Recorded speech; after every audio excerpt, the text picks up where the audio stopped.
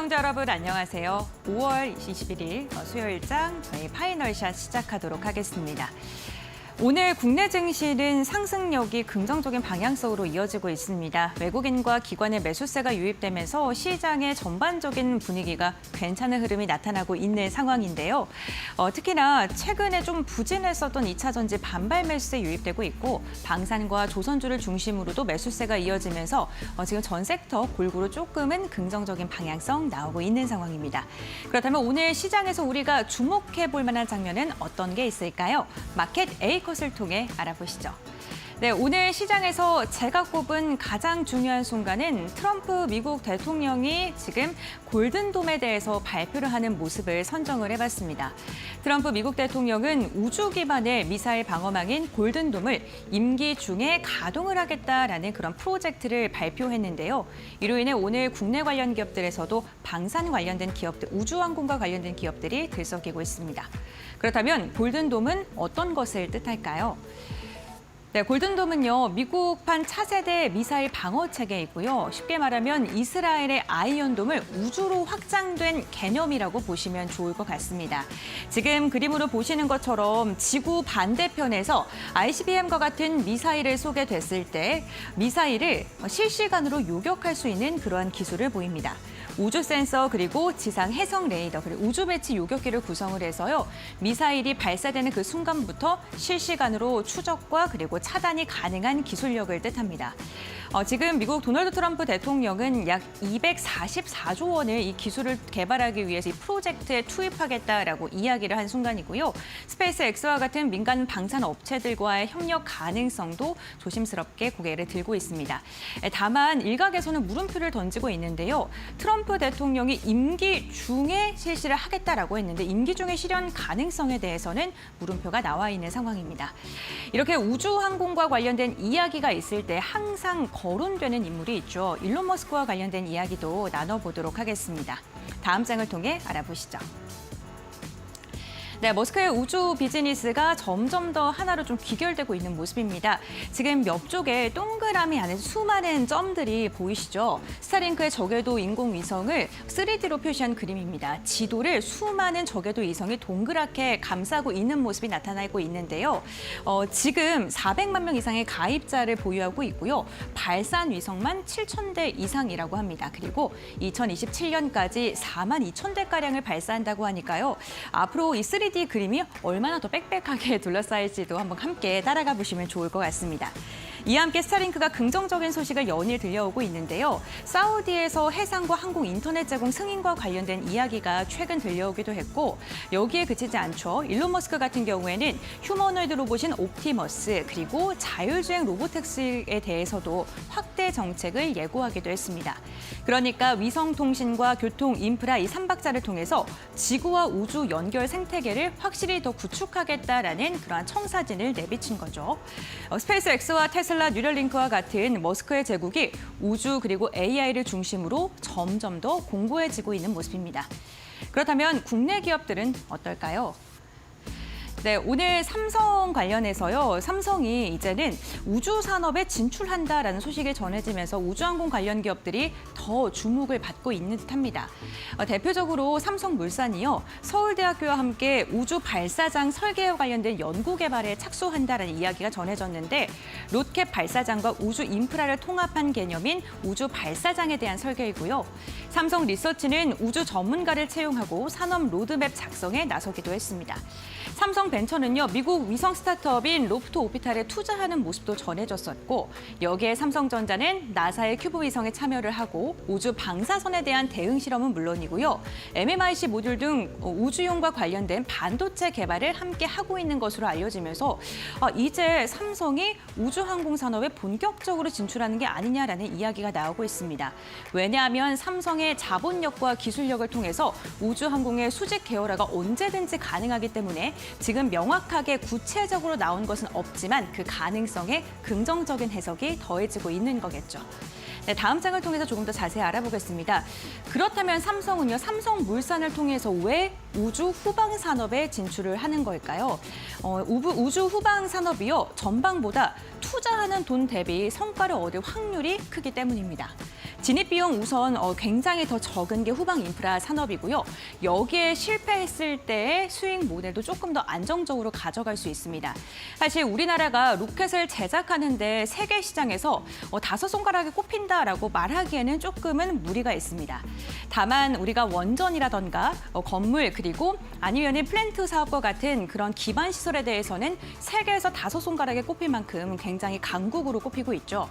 그런데 그러한 기술력이 우주항공 후방 인프라를 구축하는 데 굉장히 큰 강점을 갖고 있기 때문입니다. 우선 위성의 수요 추이는요, 무려 10년 동안 300% 이상이 증가할 것으로 예측되고 있는데 이렇게 위성의 수요가 늘어나게 된다면 당연히 후방 산업에 대한 수요도 증가할 수밖에 없겠죠. 우주 후방 산업이란 위성 발사 이후에 필요한 인프라라던가 운송 기술 전반적인 것을 의미하고요. 발사장에 투입되는 고온 내열이라던가 자동화 설비, 초정밀 제어가 필요한 융합 공정 같은 경우에는 우리나라가 상대적으로 강국이기 때문입니다. 플랜트, 원전 그리고 정밀 시공 기술까지 가장 유리한 국가다라는 평가를 받고 있고 그렇기 때문에 삼성 역시나 우주 후방 산업에 관심을 갖고 있는 상황입니다. 그렇다면 국내 관련 기업들은 어떤 게 있을까요? 우주 산업이 점점 더 확장이 되고 있는 만큼 관련 종목들도 점점 더 늘어나고 있는 상황입니다. 우선 우리가 1차적으로 볼만한 게 소부장 관련된 분야겠죠. 대표적으로 우주항공 하면은 떠오르는 기업들이 이름을 올리고 있습니다. 한국항공우주, 그리고 한화 에어로스페이스, NRG 넥스원, 아이스레 시스템, 위성통신과 우주 부품과 관련된 산업을 영위하고 있고요. 기술력도 굉장히 굳건하게 갖고 있는 사람입니다. 적에도 위성통신과 관련해서는 LP 위성과 인텔리안테크 솔리드가 있는데요. 위성 인터넷 장비와 관련된 기술력을 갖고 있겠죠. 건설 관련된 분야에서는요. 삼성물산과 현대건설이 있습니다. 특히나 후방과 관련된 기술을 우리가 더욱더 개발을 하고 블루오션으로 부각을 받는다면 원전 관련돼서 기술력을 갖고 있는 삼성물산과 현대건설을 눈여겨볼 만하고요. 아무래도 건설 경기가 계속해서 안 좋은 상황이 이어지고 있는 만큼 적에도 위성 그리고 후방 위성 산업이 이러한 건설 관련 기업들의 기회로 작용할 수 있을지도 지켜보시면 좋을 것 같습니다. 반도체도 생소하지만 반도체도 이름을 올리고 있습니다. 특히나 삼성전자나 DBA텍 같은 경우에 증권가에서요. 방사선 내성 테스트라던가 MMIC 국산화를 통한 기술력을 독보적으로 갖고 있다라고 평가를 했습니다. 아무래도 우주 관련된 산업을 하게 된다면 보다 더 정밀화된 반도체가 필요한데 그러한 기술력을 우리나라 기업 중에서도 갖고 있다라는 거겠죠. 만약에 테마가 더 확산되게 된다면 레이더라든가 아니면 항공전자 그리고 발사체 컨트롤 같은 이런 방산 관련된 기업들까지 눈여겨보시면 좋을 것 같습니다. 네, 이렇게 이제는 시장이요 우주 항공 산업으로 지구를 넘어서 눈이 이어지고 있는 상황입니다. 특히나 일론 머스크 같은 경우에는 연결망에 대해서 힘을 주고 있는 상황이고 트럼프는 우주를 활용해서 방어망 구축에 대해 선언을 했습니다. 삼성 같은 경우에는 인프라망을 구축하겠다라고 이야기를 했는데요. 이렇게 세계 투자자들이 지구를 넘어서 우주를 향한 이런 각축전을 벌이고 있을 때 우리 투자자들의 시선도 기회의 궤도를 잘 그려서 수익으로 창출될 수 있기를 진심으로 바라겠습니다. 오늘의 마켓 데이컷 여기서 마무리하겠습니다. 네, 이렇게 시장에서 꼭 눈여겨봐야 될 마켓 데이컷 함께 확인을 해봤고요. 이번에는 오늘 이 시각 우리 시장은 어떻게 움직이고 있는지 이 시각 시장 상황 확인해 보겠습니다. 네, 현재 시장 2시 구간 지나가고 있습니다. 현재 시장 흐름 어떻게 이어지고 있는지 같이 한번 살펴보시죠. 먼저 코스피와 코스닥 둘 다 1%대 안팎의 상승 탄력 받아가고 있습니다. 코스피나 코스닥 둘 다 오늘 장 초반부터 상승 탄력이 강했는데 이 힘 그래도 유지하고 있는 모습들 확인이 되고 있고요. 코스피의 장중 흐름부터 살펴보겠습니다. 네, 코스피 오늘 2633선까지 터치를 했던 모습들 보여주고 있습니다. 코스피 같은 경우 지금 2600선, 2628선에서 좀 움직임이 나오고 있던 모습들 확인이 됐었는데요. 1%대 강세 흐름을 이어갔었고 좀 전에 조금 내려왔던 모습도 확인이 됐었는데 다시 한번 좀 더 올라오면서 1.05%대 강세 흐름 이어가고 있습니다. 2629선까지 지금 움직임 나오고 있고요. 장 마감까지 2,630선을 좀 넘어갈 수 있을지 체크해 보시면 좋을 것 같습니다. 그렇다면 코스닥 움직임은 어떻게 나오고 있는지 한번 체크해 보시죠. 역시나 코스닥도 오늘 장 초반의 흐름 계속해서 이어지고 있습니다. 1.19% 상승하면서 724선에서 움직임 나오고 있는데요. 오늘 양 지수 모두 상승 탄력 강하다는 것들 다시 한번 체크해 보시면 좋을 것 같고요. 그렇다면 수급 상황 어떻게 이어지고 있는지 같이 한번 체크해 보시죠. 확실히 오늘은 원달러 환율이 하락하면서 외국인들의 수급이 강하게 들어오고 있는 모습들 확인이 되고 있습니다. 코스피 같은 경우 외국인이 1,700억 원 담아내고 있는 흐름인데요. 최근에는 조선 그리고 제약바이오 쪽으로 오늘 같은 경우는 수급이 좀 들어오는 모습들 확인이 되고 있고요. 기관 같은 경우는 1,400억 원 담아내면서 오늘 외국인과 기관이 지수를 끌어올리고 있는 모습들 확인되고 있습니다. 그러면 코스닥 매매 동향도 살펴보시죠. 네, 역시나 외국인과 기관 쌍끌이 매수세가 들어오면서 오늘 지수를 강하게 움직이고 있는 모습들 확인이 되고 있고요. 외국인은 300억 원 이상 담아내고 있고 기관 같은 경우도 800억 원 이상 담아내고 있는 흐름 확인되고 있습니다. 그렇다면 시가총액 상위 종목들 움직임 체크해 보겠습니다. 사실 최근에는 반도체 흐름이 괜찮았죠. 반도체 투톱에 빨간불이 들어오는 경우가 많았는데 오늘은 이 반도체 투톱 흐름이 조금 부진한 모습들 확인되고 있습니다. 삼성전자 같은 경우 지금 보합권에서 움직임 나오고 있고요. SK 하이닉스 역시나 약보합에서 움직임 나오고 있습니다. 오늘은 확실히 외국인들이 제약바이오 그리고 조선으로 좀 움직임이 나오면서 삼성바이오로직스가 7%대 급등 흐름 이어가고 있고요. 현대차 증권 측에서도 리포트 내놓으면서 오늘 상승 탄력 조금 더 받아가고 있는 모습들 확인되고 있습니다. 그렇다면 코스닥 시가총액 상위 종목 움직임은 어떤지 확인해 보시죠. 오늘 전반적으로 빨간불 켠 모습들 확인되고 있는데요. 최근에 알테오젠 같은 경우도 플러스권에서 움직임 계속해서 나오고 있었는데 오늘 3거래일 연속 빨간불 켜면서 2.2%대 강세 흐름 이어가고 있습니다. HLB도 빨간불 켜고 있는 모습 확인되고 있고요. 어제 부진했던 2차 전지에도 빨간불 들어오면서 지금 움직임 좋다라는 것들 확인해 보실 수 있을 것 같습니다. 그렇다면 특징주들 어떤 것들이 있는지 같이 한번 체크해 보시죠. 먼저 첫 번째 특징주입니다. 오늘 특징주 AP위성 가져와 봤는데요. 오늘 우주항공 전반적으로 훈풍이 불고 있습니다. 트럼프 대통령이 골든돔 임기 내에 구축해서 실전 배치하겠다라고 이야기를 했고요. 삼성 측에서도 우주 산업에 좀 뛰어든다라는 이야기들 나오면서 전반적으로 매수세가 좀 유입이 되고 있습니다. 여기에 AP위성 같은 경우는 오늘 아랍에미리트 기업과의 52억 원 규모의 공급 계약 체결 소식도 더해지면서 강한 매수세가 좀 들어왔고요. 고점 대비해서는 조금 상승폭을 줄여나간 모습이긴 한데 오늘 그래도 강한 상승 흐름 이어나가고 있다는 점 확인해 보시면 좋을 것 같습니다. 그럼 두 번째 특징주도 확인해 보시죠. 네, 두 번째 특징주는 SK 바이오사이언스입니다. 사실 그간 SK 바이오사이언스의 발목을 잡았던 건 이 화이자와의 소송인데요. 이 화이자 측에서 SK 바이오사이언스를 대상으로 해서 폐렴규근 백신 소송을 좀 걸었죠. 이 부분에 대해서 최종 승소했다라는 판결 오늘 받아내면서 오늘 강한 상승 탄력을 좀 이어가고 있는 모습이고요. 역시나 상승폭을 조금 줄이기는 했지만 여전히 강한 상승세에 이어가고 있는 모습 확인되고 있습니다. 그렇다면 다음 종목도 한번 확인해 보시죠. 네, 오늘 마지막 특징주는 ICTK입니다. 이 특허 분야에서 노벨상이라고 좀 평가를 받고 있는 글로벌 어워드에서 최종 선정이 되면서 오늘 ICTK에도 강한 상승 탄력을 이어가고 있는 모습인데요. 오늘 상한가까지 도달을 했다가 상승폭 조금 줄여낸 모습을 보이고 있지만 그래도 강세 흐름 여전히 이어가고 있습니다. 7월 최종 수상이 예정이 되어 있다라고 하는데 이런 기대감도 오늘 유입이 되면서 매수세 유입됐던 모습 확인되고 있습니다.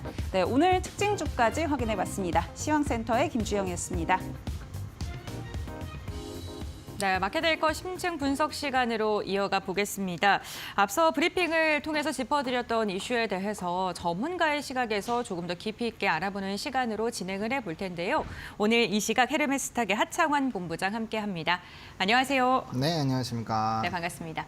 오늘은 우주 발사 관련된 이야기를 해야 될 것 같습니다. 트럼프가 골든돔 프로젝트를 발표를 했는데 미국판의 스타워즈 구상이 다시 등장했다. 이러한 이야기가 나오면서 직전에 이야기가 나왔던 비교하는 기사가 굉장히 많았습니다. 이번 발표를 또 본부장님께서는 어떻게 바라보셨는지 궁금합니다. 일단은 뭐 골든돔은 사실 예상을 못했었던 네. 내용인데 이게 이제 뭐 간밤 새벽부터 해서 막 얘기가 나왔잖아요. 그러다 보니까 좀 사람들도 이거 갑자기 무슨 일이지? 약간 이런 느낌인 네. 것 같고요.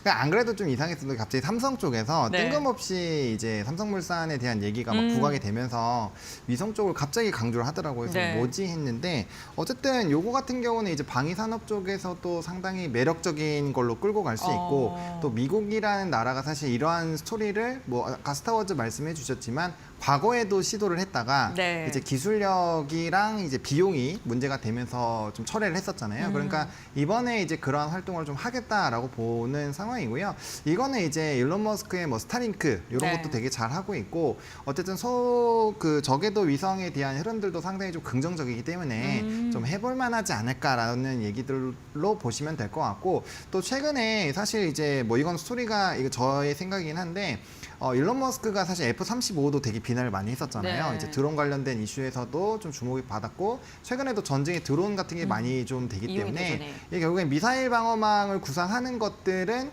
지정학적 부분에서 상당히 많은 것들을 막을 수 있다는 거죠. 미사일만 막을 수 있는 게 아니라 뭐 드론이나 이런 것들도 좀 방어가 되고요. 그다음에 항상 뭐 북한이나 이런 데에서 지정학적 리스크에 대한 부각이 되면 결국에 뭐 본토 타격하냐 안 하냐 이런 얘기도 계속 나오잖아요. 근데 이러한 구축이 되어 버리면 해당 부분에 대한 원천적인 부분이 해소가 된다라는 거죠.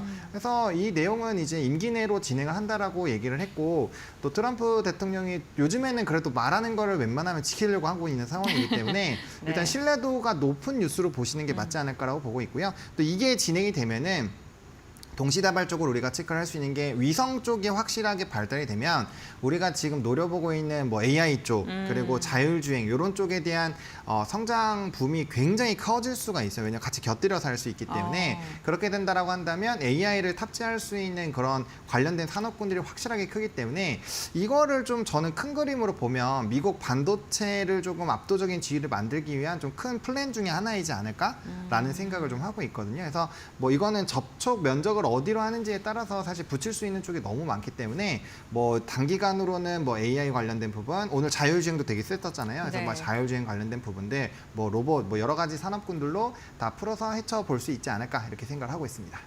네, 뭐 다양한 초기술력들이 또 하나로 연결이 되면서 초연결 시대라는 게 딱 맞는 단어인 것 같은데 어쨌든 트럼프 발언의 핵심은요. 우주에서도 막을 수 있다라는 거예요. 우주에서 날아오는 미사일도 막을 수 있다 이런 건데 그렇게 되면은 스페이스 X에 대한 언급을 해주셨잖아요. 그럼 네. 민간 기업들은 어떠한 역할을 맡게 될지도 궁금하고 이 방산이라는 게 굉장히 민감한 분야인 거잖아요. 그래서 민간으로서의 또 주도가 좀 넘어갈 수 있는지 지금 인공위성처럼 좀 판도가 바뀔 수 있는지도 좀 궁금합니다.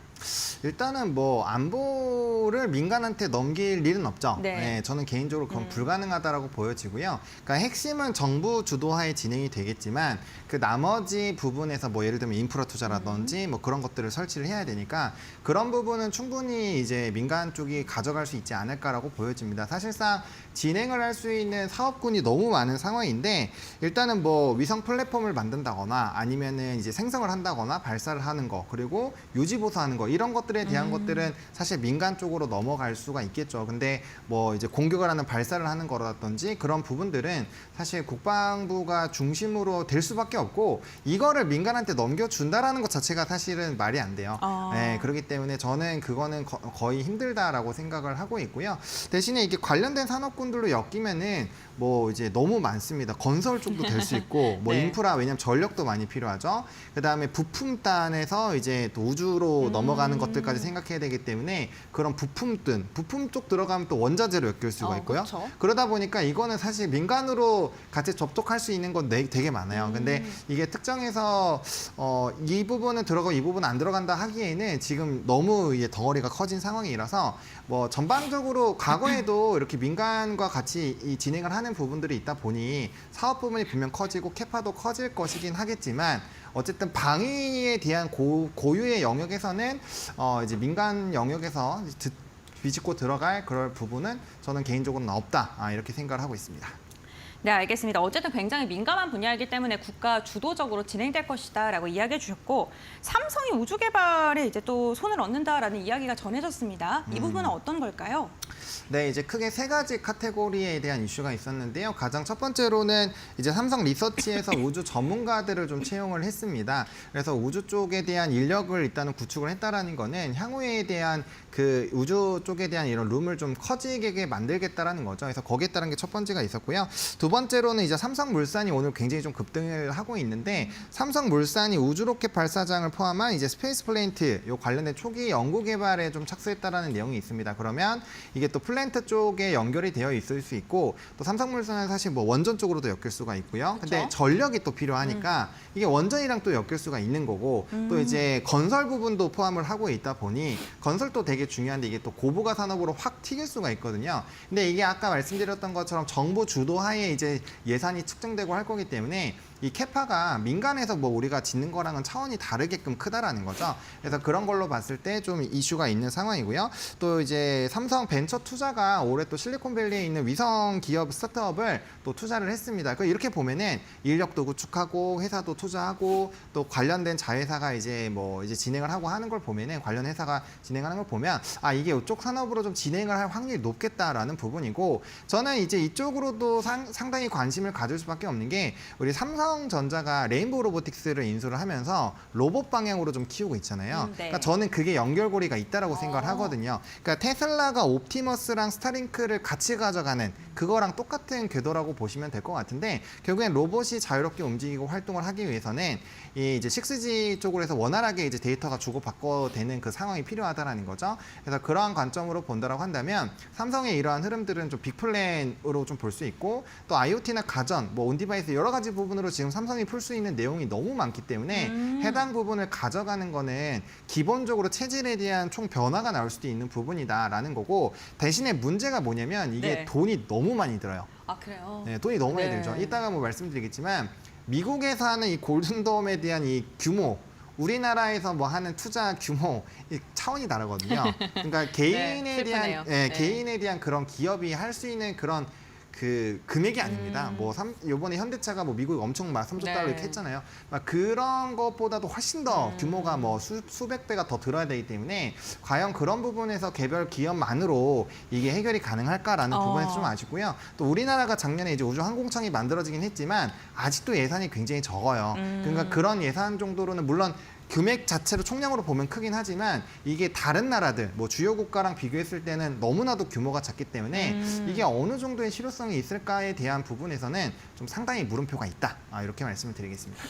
그래서 그런 건지 삼성물산도 결국에는 후방 인프라 쪽에 조금 강점을 주고 있는 것 같고 어쨌든 로켓 발사에 투자하는 것보다는 돈이 적게 드니까 어쨌든 블루오션을 선택을 한 것 같은데 그렇다면 후방 인프라 시장이 앞으로 어느 정도 커질지도 좀 관심을 둬야 될 것 같습니다. 어떻게 보세요? 사실 시장에 대한 전망치는 매우 높습니다. 네. 일단은 뭐 30년까지 뭐 산업이 여러 군데가 있어요. 뭐 지상 인프라, 전력 설비, 통신 거점 네. 등등등 한 6개, 7개 카테고리가 나오는데 그 발사하는 것만 그 연평균 성장률이 한 11% 정도가 나오고요. 나머지는 25%에서 35% 이상이 나옵니다. 그만큼 시장에 대한 규모가 크고 네. 이 평균값이 20으로 뚝 떨어지는 건 그 발사하는 것 때문에 그래요. 그건 이미 구축이 좀 어느 정도 되어 있고 네. 사실 그거는 지금도 할 수 있는 거잖아요. 그쵸. 그러다 보니까 그 부분의 성장률이 떨어지는 것일 뿐 후방으로 이제 서포팅을 하는 쪽은 되게 크거든요. 그래서 오히려 성장률이 훨씬 더 좋은 거네요. 그렇죠. 네. 30%대면 사실 엄청 높은 거죠. 그러다 보니까 물론 이거는 예상이고 앞으로 계속 그렇게 진행될지는 봐야 되겠지만 네. 어쨌든 현재 수준으로 놓고 봤을 땐 그런 전망치가 상당히 높다라는 거. 그리고 그게 우리나라의 그런 리서치 기관뿐만 아니라 해외에서도 전망치를 매우 높게 잡고 있기 때문에 네. 일단 뭐 성장 가능성은 매우 높다라고 보시면 좋을 것 같고 특히나 건설이나 이런 인프라 쪽에서 기대감이 많이 높아지는 게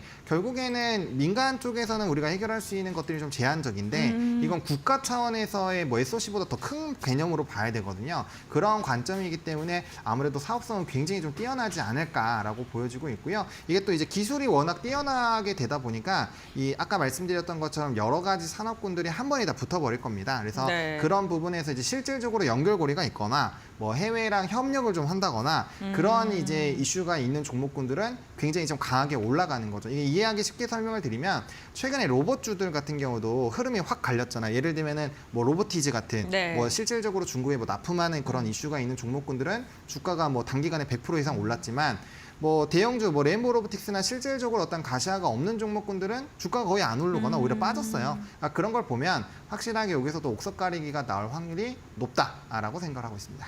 네, 종목 선별 잘 해야겠네요. 어쨌든 실질적으로 뭐 수치를 꼽아오거나 아니면 계약이 성사가 될 가능성이 있는 기업들, 굵직굵직한 해외 기업들과 지금 연결고리가 있는 기업들을 중심으로 봐야 된다라고 이야기를 했습니다. 앞서서 우리나라의 투자가 현저하게 적다라고 이야기를 해주셨어요. 네. 얼마 정도 적은 거예요? 미국이랑 비교했을 때? 미국이 골든돔이 지금 총 1,750억 달러. 1,750억 달러. 한 230조 넘죠. 네. 네, 근데 우리나라는 2.3억 달러. 네, 2.3억이요. 네, 그러니까 지금 차이가 한 700배 이상 나죠. 700배, 네. 800배.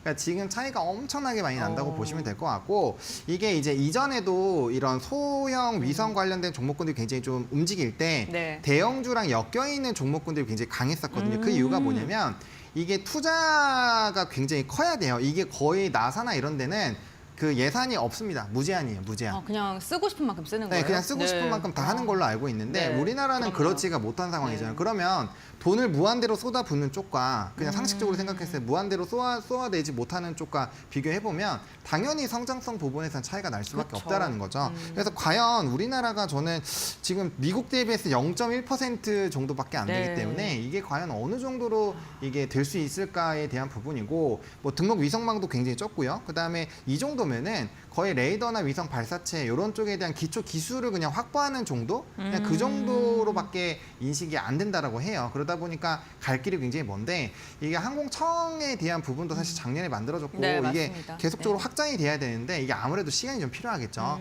그러다 보니까 이게 어느 정도로 빨리 쫓아갈 수 있을지는 좀 상당히 물음표고 이것도 있어요. 사실 우리나라가 원앱이라든지 이런 쪽이 작년 하반기부터 많이 들어왔는데 네. 사실상 우리나라가 주도하는 게 아니잖아요. 그것도 다 해외 기업들 중심으로 움직이고 있는 상황이어서 상당히 사실 발사하는 것 자체도 큰 차이가 있다. 뭐 우리나라도 11개 발사가 예정이 되어 있긴 하지만 27년인가까지 아마 예정이 되어 있는데 남들은 막 4,000개, 5,000개 네. 쏘거든요. 그러니까 그런 거에 비해서도 지금 너무 부족한 상황이다. 그래서 제가 봤을 때는 종목으로 좀 옥석 가리기를 하려고 한다면 실질적으로 이제 연관성이 있거나 납품 이력이 있거나 하는 종목군들은 좀 몇 개가 선별이 될 수 있어요. 그래서 네. 그런 이력이 부각되는 쪽으로 수급이 확실히 쏠릴 거니까 그 방향으로 좀 트레이딩 관점으로 일단 보시는 게 맞지 않을까 생각하고 있습니다.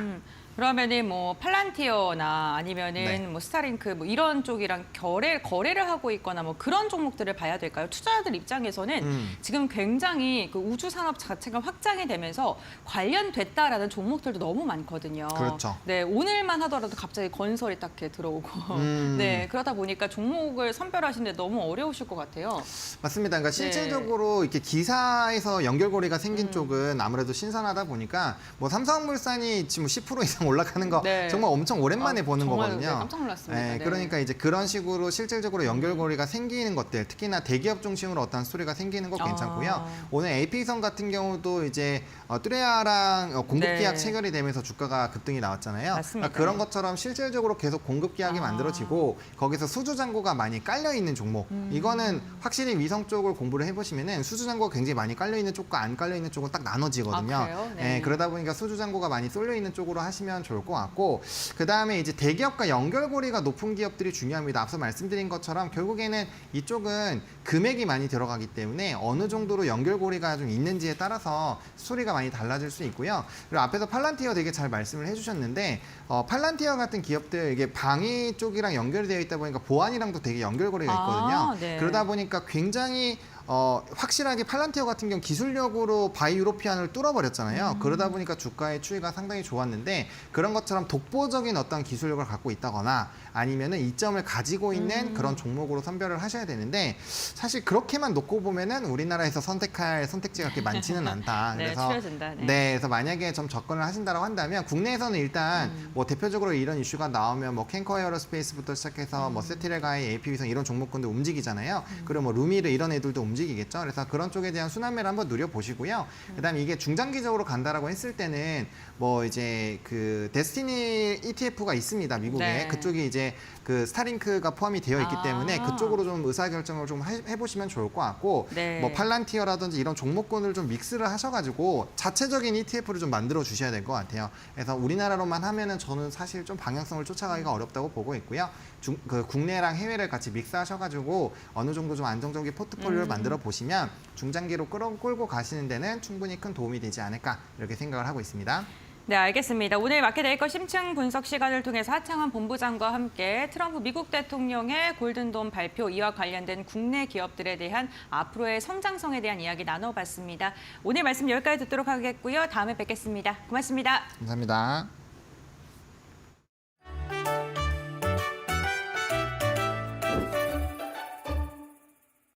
대한민국의 21대 대선 이제 얼마 남지 않았는데요.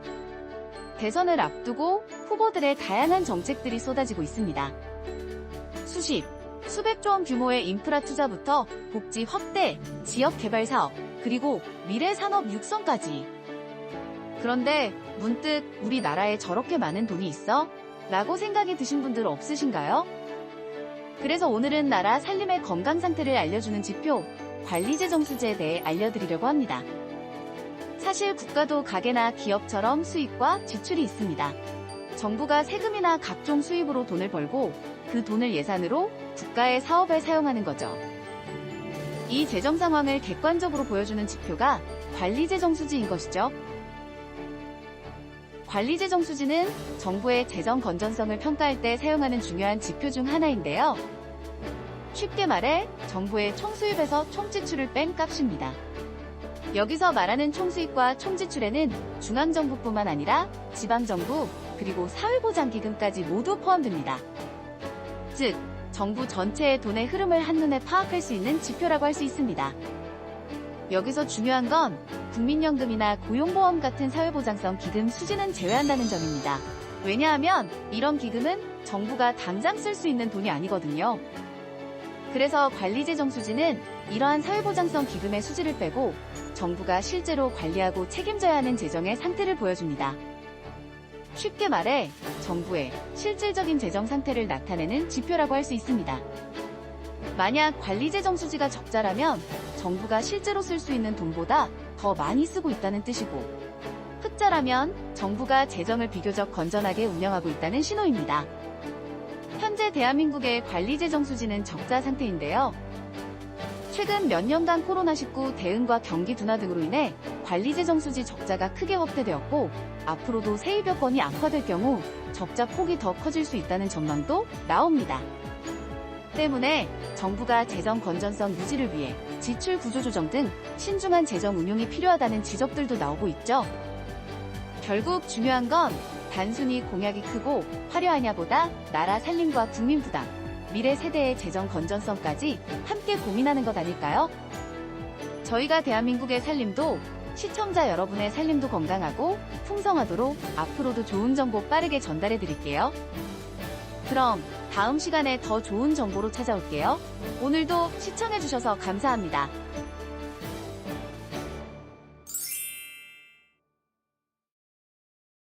네, 시청자 여러분 안녕하십니까? 신민영입니다. 수요일에 파이널샷 함께하고 계십니다. 오늘도 종목 파인더 통해서 정확한 이슈 진단과 함께 종목별로 투자 전략 정비해 보겠습니다. 첫 번째 이슈부터 바로 체크해 보시죠. 오늘의 첫 번째 종목 이슈는 바로 삼성 관련 소식입니다. 우주 산업에 진출한다, 진출 방안을 모색하고 있다라는 소식이 전해진 가운데 발사장 건립 이슈에 시선이 쏠려가고 있습니다. 삼성그룹의 우주 후방 산업 투자 내용을 좀 뜯어보자면요. 먼저 삼성물산 쪽에서 서울대 한국항공우주연구원과 공동으로 우주 플랜트 R&D를 논의 중인 것으로 알려지고 있습니다. 지난해부터 논의가 좀 진행된 것으로 보이는데 특히 발사대와 관련 설비 등의 시장 진출을 검토하는 단계인 것으로 알려지고 있습니다.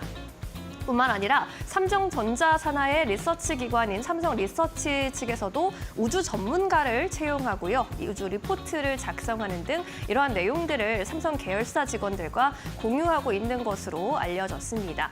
뿐만 아니라 삼성 벤처투자에서도 미국 위성 스타트업인 로프트 오비탈에 투자한 것으로 알려지면서 삼성 측에서 정말 우주 산업에 진심으로 다가가고 있다라는 내용들 오늘 주목을 받아가고 있습니다.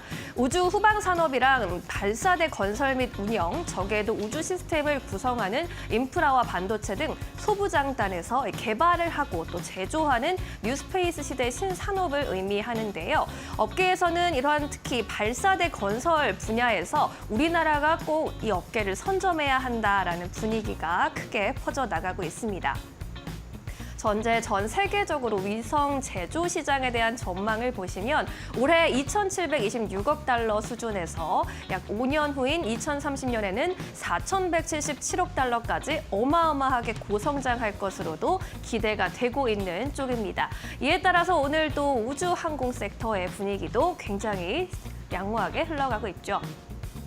오늘 위성 관련 이야기, 발사대 설치 관련 이야기 나오면서 위성 업체들이 특히나 강한 시세를 분출해주고 있습니다. 세트랙 아이와 AP 위성, 인텔리안 테크가 7에서 13%대까지 급등세를 연출하고 있고요. 캔코와 에어로스페이스도 6%대 오름세도 13,270원에 거래되고 있습니다. 루미르도 역시 5% 가까이 뛰고 있다는 점까지 함께 확인해 보시면 좋겠습니다. 두 번째 이슈로도 함께 넘어가 보시죠. 네, 한국과 미국 오늘부터 2차 관세 실무 협의에 돌입을 합니다. 조선 분야의 협력, 다시금 또 기대감을 받아가는 모습입니다. 한국과 미국 이번이 2차 기술 협의에 들어가게 되는 건데요. 20일, 현지 시간 20일부터 22일까지 3일 동안 개최가 되게 될 텐데 미국 워싱턴 DC에 지금 장성길 산업통상자원부 통상정책국장 등 한국 측 대표단이 가 있는 상황입니다. 특징적으로는 이제 대통령 선거를 앞두고 있는 가운데 관세와 무역을 주제로 한 마지막 한미 간 대면 합의가 될 것으로 보이는데요. 이렇게 기술 협의가 우리에겐 굉장히 중요할 수밖에 없는 상황이죠. 일단 우리 정부의 협상 목표는 크게 세 가지입니다. 먼저 트럼프 행정부가 우리나라에 책정한 25%의 상호 관세를 최대한 낮추는 것, 그리고 전 세계에 지금 부과하고 있는 철강, 알루미늄, 자동차 등 품목별 관세도 최대한 축소하는 것이 목표이겠죠. 그리고 이러한 상호 관세 유예 기간이 7월 8일이기 때문에 7월 8일까지 한미의 이해를 적당히 조율해서 이른바 7월 패키지를 이미 제안해 놓은 상태입니다. 이것을 잘 타결하는 것이 우리 정부 입장에선 굉장히 중요한 상황인데요. 이러한 가운데 우리가 쓸 수 있는 협상 카드가 바로 조선인 거죠. 조선 중심의 전략적인 한미산업협력의 중요성을 강조해내면서 이러한 관세 축소에 대한 당위성을 주장할 것으로 예측이 되고 있는 상황입니다. 이에 따라 오늘 조선주들 또 훈풍이 불고 있는데요. 관련주 흐름 체크해 보시죠. 오늘 HD 현대 관련주들 동반해서 52주 신고가를 장중에 다시 쓰기도 했습니다. HD 현대 미포 신고가 다시 쓰면서 18만 3,200원까지 급등을 하고 있고요.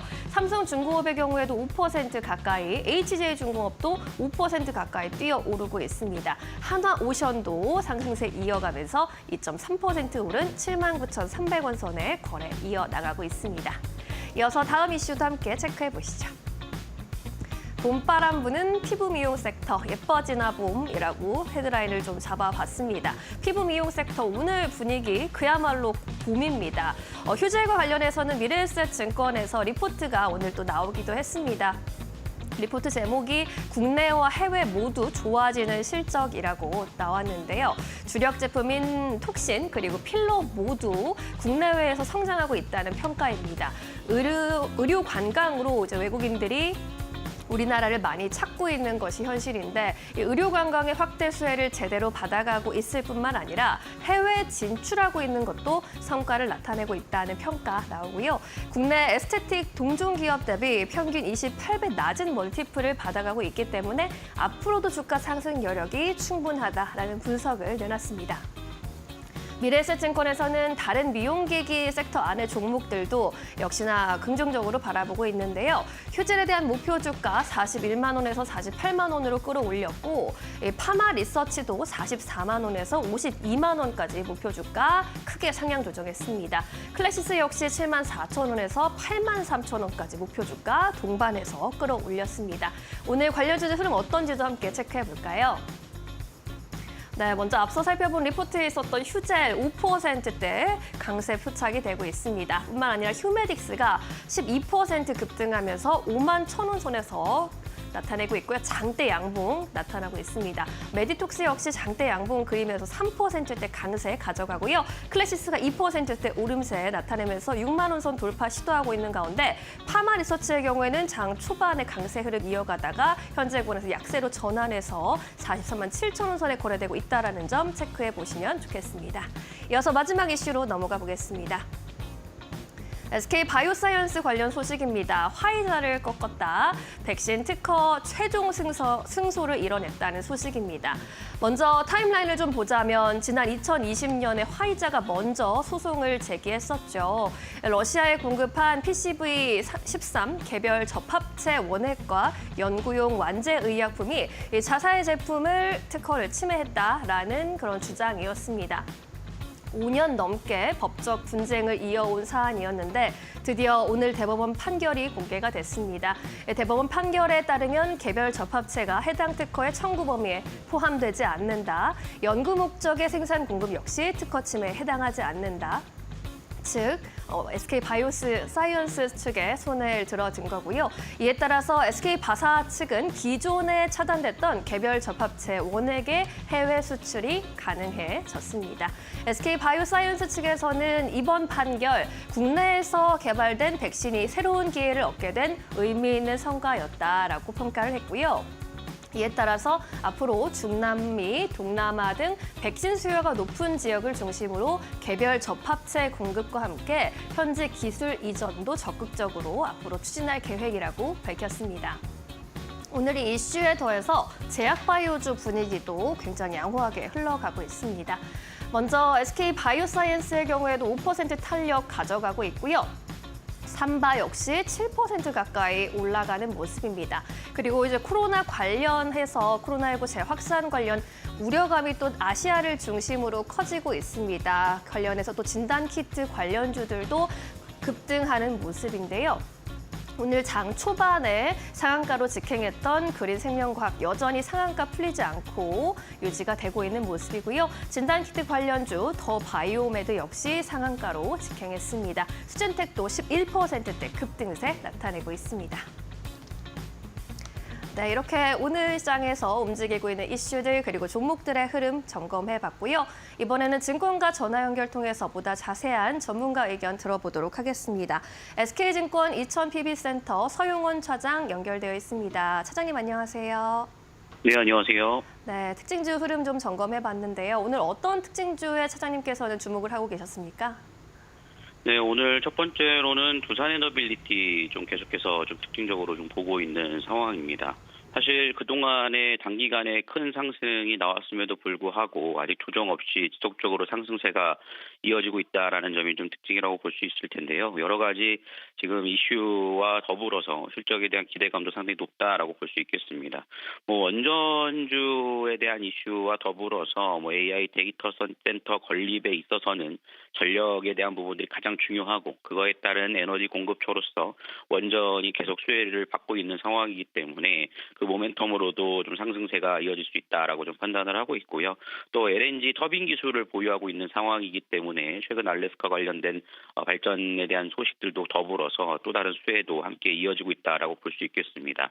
여기에 더불어서 우리나라는 대선을 앞두고 있는 상황 속에서 정책적인 이슈로서 원전에 대한 부분들도 함께 동반되고 있지만 신재생 에너지 쪽에 대한 부분들도 함께 좀 볼 수 있을 텐데요. 해상 풍력 관련된 부품을 좀 생산하고 있다라는 점을 감안해 본다라면 두산에너빌리티가 상당히 좀 여러 가지 이슈와 좀 맞물려서 상승세가 이어지는 만큼 좀 밸류에이션에 대한 가치 평가가 좀 더 높게 될 가능성이 높다라고 좀 판단을 하고 있고요. 두 번째 특징주로는 아모레퍼시픽 좀 보고 있습니다. 그동안에 상당히 좀 어려웠던 어려운 구간이 지나고 1분기 실적 성장이 이루어지면서 실적에 대한 바닥이 확인됐다라고 좀 판단되고요. 거기에 따라 좀 가치 평가가 다시 이루어질 가능성이 높다라고 좀 판단을 하고 있습니다. 이로 인해서 기관 매수세가 상당히 좀 들어오고 있고 중국 소비 관련돼서 모멘텀도 함께 받고 있다라면 현재 주가가 싸다라는 인식과 더불어서 지속적으로 좀 수급이 유입될 가능성이 높다라는 차원에서 아모레퍼시픽까지 좀 보고 있는 상황입니다. 네, 좋습니다. 오늘의 특징주 흐름 짚어주셨습니다. 이번에는 종가 베팅주 관련해서 오늘 종가에 베팅한다면 어떤 종목 골라보시겠습니까? 네, 오늘 제가 관심 있게 보고 있는 종목은 KSP 좀 보고 있고요.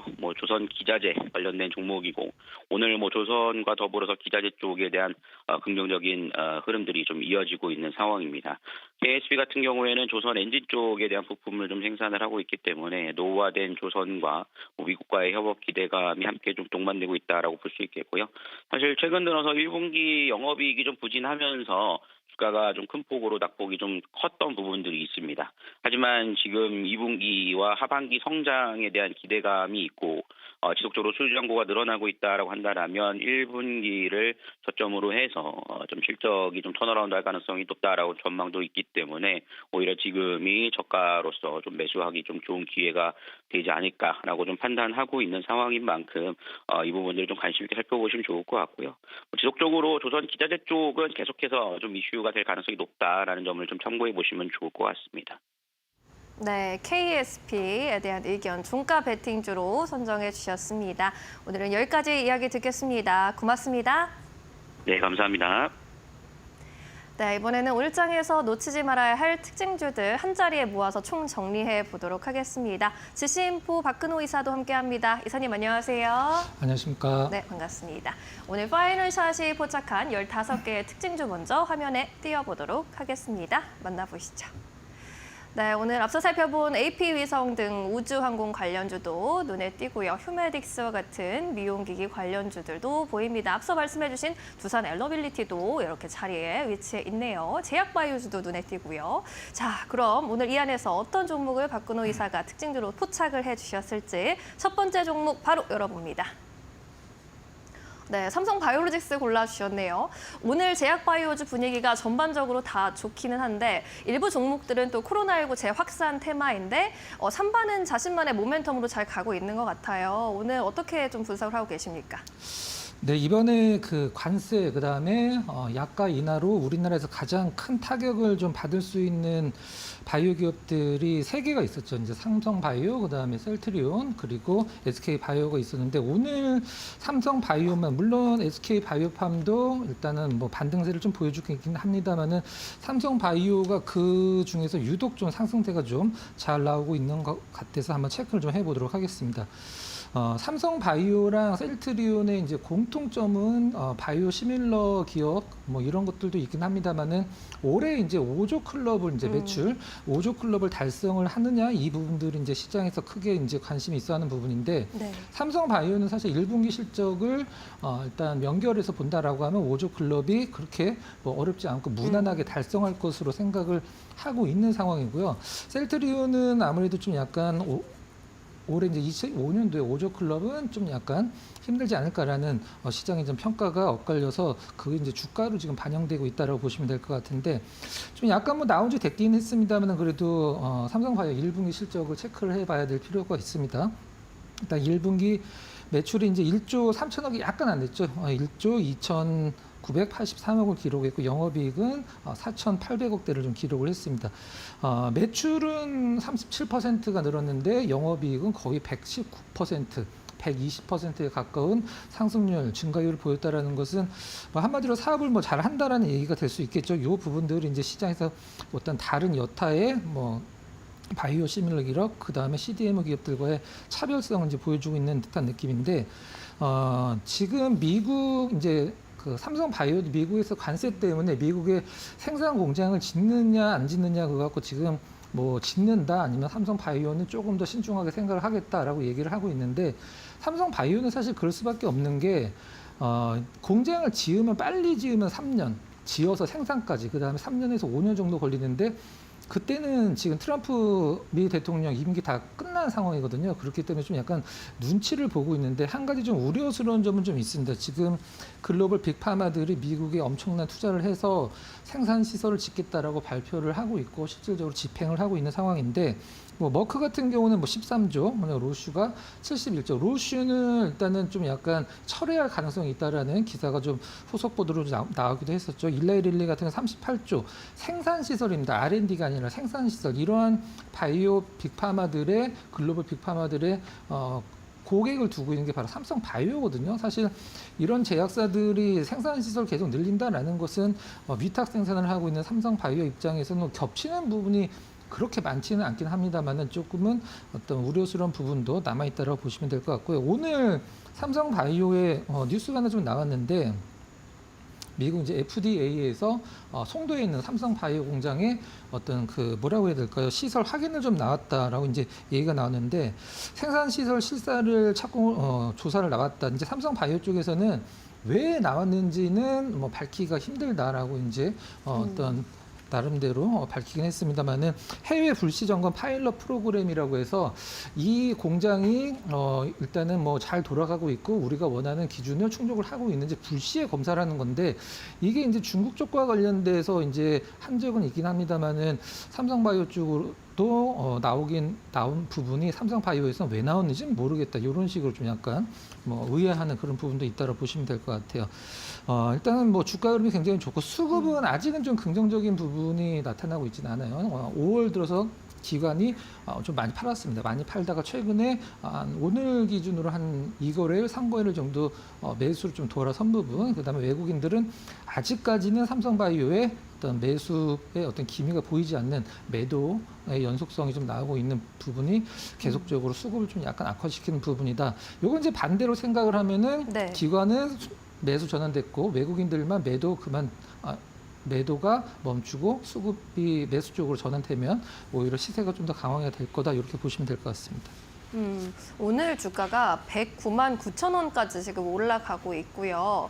증권가에서는 120만 원까지 바라보는 또 리포트 내놓은 바 있는데 그렇다면 삼바를 우리가 어느 수준까지 기대해 볼 수 있다고 좀 생각하고 계십니까? 네.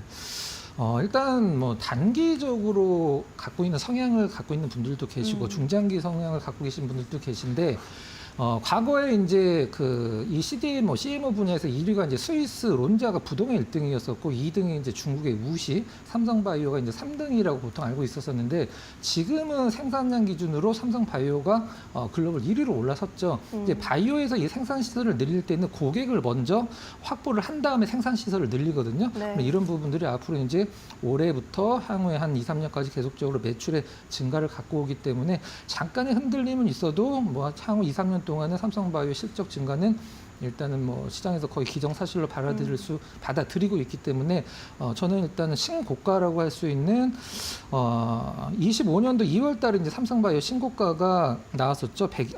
앞서서 말씀해 주신 120만 원인데 120만 원 넘어서면은 사실 한 단계 레벨업 돼서 한 뭐 125만 원, 130만 원까지 좀 중장기적인 모멘텀으로 끌고 가셔도 될 것이다 이렇게 생각을 하고 있습니다. 네, 좋습니다. 가격 전망까지 함께 한번 여쭤봤습니다. 두 번째 특징주로 바로 포착해 주신 종목 넘어가겠습니다. JS 코퍼레이션, 제가 좋아하는 작고 예쁜 백들을 만드는 회사입니다. 오늘 주가는 굉장히 좋던데요. 네, 장 막판에 좀 약간 윗꼬리를 달면서 오늘 상승분을 한 절반 조금 못 미치게 반납을 하는 게 좀 아쉽긴 합니다만은 차를 올라가던 기업이 장 막판에 윗꼬리를 단다라는 것은 내일 나올 수 있는 물량을 미리 오늘 어떤 받았다 이렇게 좀 해석을 기술적으로 할 수도 있는 부분이거든요. 올해 이제 신고가를 이제 종가 기준으로 어떤 돌파를 할 것으로 예상이 되고 있는데 네. 이제 앞서서 말씀해 주신 대로 가방 만드는 기업이에요. 가방 만드는 기업인데 실적이 굉장히 좋고 이제 플러스 알파가 있어야 이제 주가가 많이 올라갈 것 같은데 좋지만 그렇게 어떤 시장에서 큰 관심이 없는 기업이 이제 실적은 굉장히 좋습니다. 근데 앞으로 이제 시장에서 주목하는 부분은 하얏트 호텔을 JS 코퍼레이션에 인수를 했죠. 7,300억을 주고 굉장히 큰 돈을 주고 좀 인수를 했는데 이 네. 하얏트 호텔이 1년에 한 130억 정도가 이제 영업이익이 나오는데 거기서 이제 이 관리는 외주를 줬기 때문에 거기서 이제 수수료 정도 떼고 이제 JS 코퍼의 연결 실적으로 이제 잡히게 되는데 그 부분이 JS 코퍼레이션의 어떤 상승 요인의 주된 요인이 될 수도 있다라고 이제 보시면 될 것 같고요. 관세 같은 부분은 사실 아직까지는 그렇게 시장에서 크게 어떤 염려하는 부분은 없고, 일단 배당 부분이 실질적으로 이 실적도 굉장히 좋고 주가가 굉장히 저평가의 영역을 받고 있는데 배당도 지금 엄청난 성향을 좀 보여주고 있거든요. 24년도 기준으로 이제 주당 배당을 1,000원 정도 했는데, 지금 24년도 배당이 올해 이제 25년도까지 연결이 된다라는 가정하에 말씀드리면 배당 수익률만 사실 10%가 지금 넘는 구간입니다. 지금 9,000원대 초반이기 때문에 이 부분들 제가 봤을 때는 특별한 일이 없으면 뭐 배당이 불가능할 것 같지는 않은데, 다만 좀 한 가지 리스크 요인은 뭐 이건 사실 리스크라고 하기도 좀 약간 힘들긴 합니다만은 하얏트 호텔 인수할 때 좀 약간 그 부채가 많이 늘어나서 부채 비율은 조금 갑자기 늘어났다는 점은 뭐 일단 염두에 두고 보시면 될 것 같아요. 일단 인건비 부분은 일단은 뭐 인도네시아나 과테말라 쪽으로 공장을 많이 증설을 했기 때문에 일단 영업이익이 계속적으로 좋아지는 부분에 보탬이 되고 있다 보시면 될 거예요. 한 가지 좀 기술적인 분석상에서 그냥 딱 보시면 아실 것 같아요. 최근에 한 3년 동안에 지금 9,000원대 초중반을 넘으려고 하면은 계속적으로 밀리는 흐름을 보여줬던 JS 코퍼레이션인데, 이번에는 좀 거래량 증가와 함께 일단 10,000원대 돌파를 한번 예상을 해볼 수 있지 않을까라는 하는 의견입니다. 네, 앞으로 이런 저항선 돌파할 수 있을지 여부 주목해 보셔도 좋겠습니다. 자, 그럼 이제 세 번째로 포착해 주신 특징주 열어보겠습니다. 네, 덕산 네오룩스입니다. OLED 이제 소재 전문 기업인데 기관이 또 좋아하는 종목이기도 해요. 어떻게 보고 계십니까? 오늘 너무 많이 지금 올라갔는데 오늘 접근하기는 상당히 좀 부담스러운 가격대인데, 그렇죠. 이 OLED 쪽은 사실 그 애널리스트들이 커버를 하기 굉장히 까다로워하는 업종 중에 하나예요. 왜 그러냐면 네. OLED는 뭐 TV, 노트북, 그다음에 핸드폰, 뭐 태블릿 PC 이런 것들의 어떤 수요를 계속적으로 좀 약간 업데이트를 해야 되는데 그게 거의 불가능한 상황이죠. 그래서 연초에 뭐 어떤 기업에 대해서 컨센서스를 제공하거나 분기별로 컨센서스가 이렇게 나올 것이다. 예상 실적이, 그럼 그게 맞는 경우가 사실 거의 없습니다. 그래서 상당히 까다로운 종목 중에 하나인데, 더쌍리옥스는 지금 이제 세 가지 모멘텀이 있다라고 이제 보셔야 될 것 같아요. 1분기 실적은 사실 시장의 기대치보다는 잘 나오긴 했습니다만은 시장의 기대치가 좀 낮았기 때문에 좀 잘 나왔다라고 보시면 될 것 같고, 덕산 네오룩스를 이제 그 OLED 말고 이제 다른 쪽으로 봐야 될 필요성이 있다라고 말씀을 드렸었는데, 덕산 네오룩스가 인수한 기업이 이제 현대중공업 터보 기계죠. 오늘 뭐 현대중공업 계열이 가서, 물론 뭐 덕산 네오룩스가 인수를 하긴 했습니다만은 아직은 현대중공업이라는 타이틀을 달고 있기 때문에 많이 올라가는 게 아닌가라는 생각을 하고 있는데, 이 현대중공업 터보 기계가 속한 그 밸류 체인이 일단 원자력이랑 LNG 모두 속해 있기 때문에 그러니까 이렇게 보시면 될 것 같아요. 덕산 네오룩스는 이제 단순한 OLED 소재 기업이 아니라 원전, 그다음에 LNG 밸류 체인까지 한마디로 세 가지의 어떤 모멘텀을 다 탈 수 있는, 물론 하나만 하는 퓨어 기업이라면은 사실 더 좋았긴 하겠습니다만은 네. 포트폴리오가 좀 다변화된다라는 것은 사실 세 개 중에 한 2개 정도만 어떤 성장을 보여줘도 실적은 그렇게 걱정을 안 하셔도 될 것 같습니다. 자, 정리를 하면 덕산 네오룩스는 이제 앞으로 OLED, 그다음에 원자력, LNG 세 개 모두 밸류 체인에 들어간 기업이고, 현재 앞서서 잠깐 뭐 수급 관련돼서 기관 언급해 주셨는데 기관 수급 굉장히 좋죠. 그다음에 외국인들은 지금 딱히 뭐 뚜렷한 모멘텀은 없긴 합니다만 오늘 소폭 순매수 가담하고 있다, 이렇게 보시면 될 것 같습니다. 네, 덕산 네오룩스 살펴봤습니다. 포트폴리오를 다방면으로 확장하고 있다라는 점에 앞으로의 점수를 조금 더 줄 수 있겠습니다. 이 종목도 함께 잘 눈여겨보시죠. 자, 그럼 이제 오늘 마지막으로 포착해 주셔야 하는 공략주 여쭤보고 보내드리도록 할게요. 어떤 종목 바라보고 계실까요? 일단 급등 후에 올해 이제 신고가를 경신한 후에 이제 한 일주일 정도 조정을 받고 있어서 네. 일단은 반등을 기대할 상당히 좋은 기술적 차트를 갖고 있는 코웨이를 좀 준비를 했는데요. 코웨이. 일단 뭐 시간상 좀 간단하게 말씀을 좀 드리도록 하겠습니다. 코웨이가 사실 실질적으로 그 매출이나 영업이 성장하는 것 대비해서는 이 어떤 속해 있는 산업 자체가 일단은 좀 약간은 재미가 없는 산업이기 때문에 한마디로 좀 약간 뻔한 그런 느낌. 느낌을 갖고 있는 렌탈 사업을 하고 있기 때문에 시장에서 사실 본질의 가치를 많이 좀 반영받지는 못했어요. 근데 제가 봤을 때 1분기 실적도 굉장히 좋았다는 점 참고를 하시고 네. 지금 코웨이가 그 성장 모멘텀으로 받아들이는 것은 한마디로 이제 상조죠. 상조 실버 케어. 이제 요양도 하고 간병도 하다가 그걸 이제 상조 쪽으로 연결하는 이 실버 케어 쪽으로 진출을 밝혔기 때문에 이게 그동안의 코웨이의 어떤 성장을 하고 있지만 뭐 퀀텀 점프를 보여주지 못했던 코웨이의 실적을 한 단계 레벨업 시킬 수 있는 게 바로 상조 서비스다 이렇게 보시면 될 것 같아요. 일단 뭐 우리나라뿐만이 아니라 동남아에서도 상당한 어떤 실적적인 증가를 나타내주고 있기 때문에 일주일 동안의 조정을 일단 좋은 기회로 한번 삼아서 관심 두시면 될 것 같습니다. 자, 가격적으로는 일단 매수가는 사실 9만 원 전후 보시면 9천 원 전후 보시면 될 것 같고요. 목표가는 9만 원 전후, 그다음에 목표가는 한 11만 원, 손절가는 8만 5천 원 정도 보고 대응을 하시면 될 것 같습니다. 네, 11만 원으로 간다면 또 역사적 신고가를 다시 쓰게 되는 건데 코웨이 그 지점까지 함께 갈 수 있을지도 눈여겨보셔도 좋을 것 같습니다. 자, 오늘은 여기까지 이야기 나누겠습니다. 종목 파인더 함께 해주셔서 고맙습니다.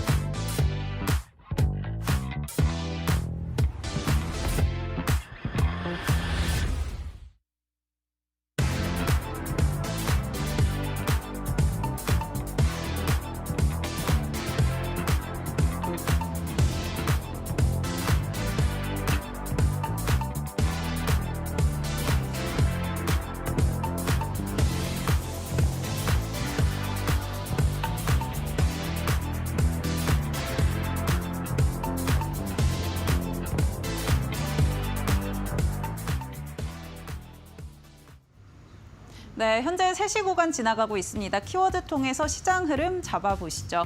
네, 먼저 첫 번째로는 우주항공 체크해 보도록 하겠습니다. 오늘 우주항공 전반적으로 훈풍이 불고 있습니다. 트럼프 대통령이 골든돔 임기 내에 구축하겠다, 또 실전 배치하겠다라고 이야기를 하면서 전반적으로 기대감을 모아갔던 모습인데요. 이 골든돔 하면 미사일 방어 체계죠. 이 예산안까지도 앞서 이제 표결을 앞두고 있다라는 이야기들 나오면서 전반적으로 기대감 모아갔습니다.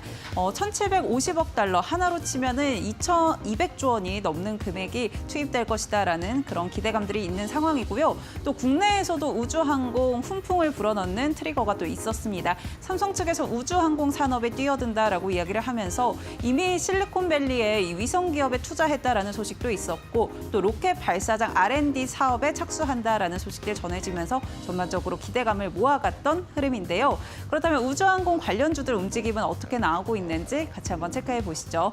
먼저 세트레가이가 가장 강한 상승 탄력을 이어가고 있습니다. 14%대 강세 흐름 이어가고 있고요. AP위성 같은 경우는 오늘 공급 계약 체결 소식이 전해졌죠. 이 아랍에미리트의 52억 달러 정도의 52억 원 정도 규모의 그런 공급 체결 소식이 있으면서 오늘 9%대 상승 흐름 이어가고 있고요. 그밖에 인텔리안테크부터 캔코아 에어로스페이스, 루미르까지 일제 강세 흐름 이어가고 있는 상황입니다.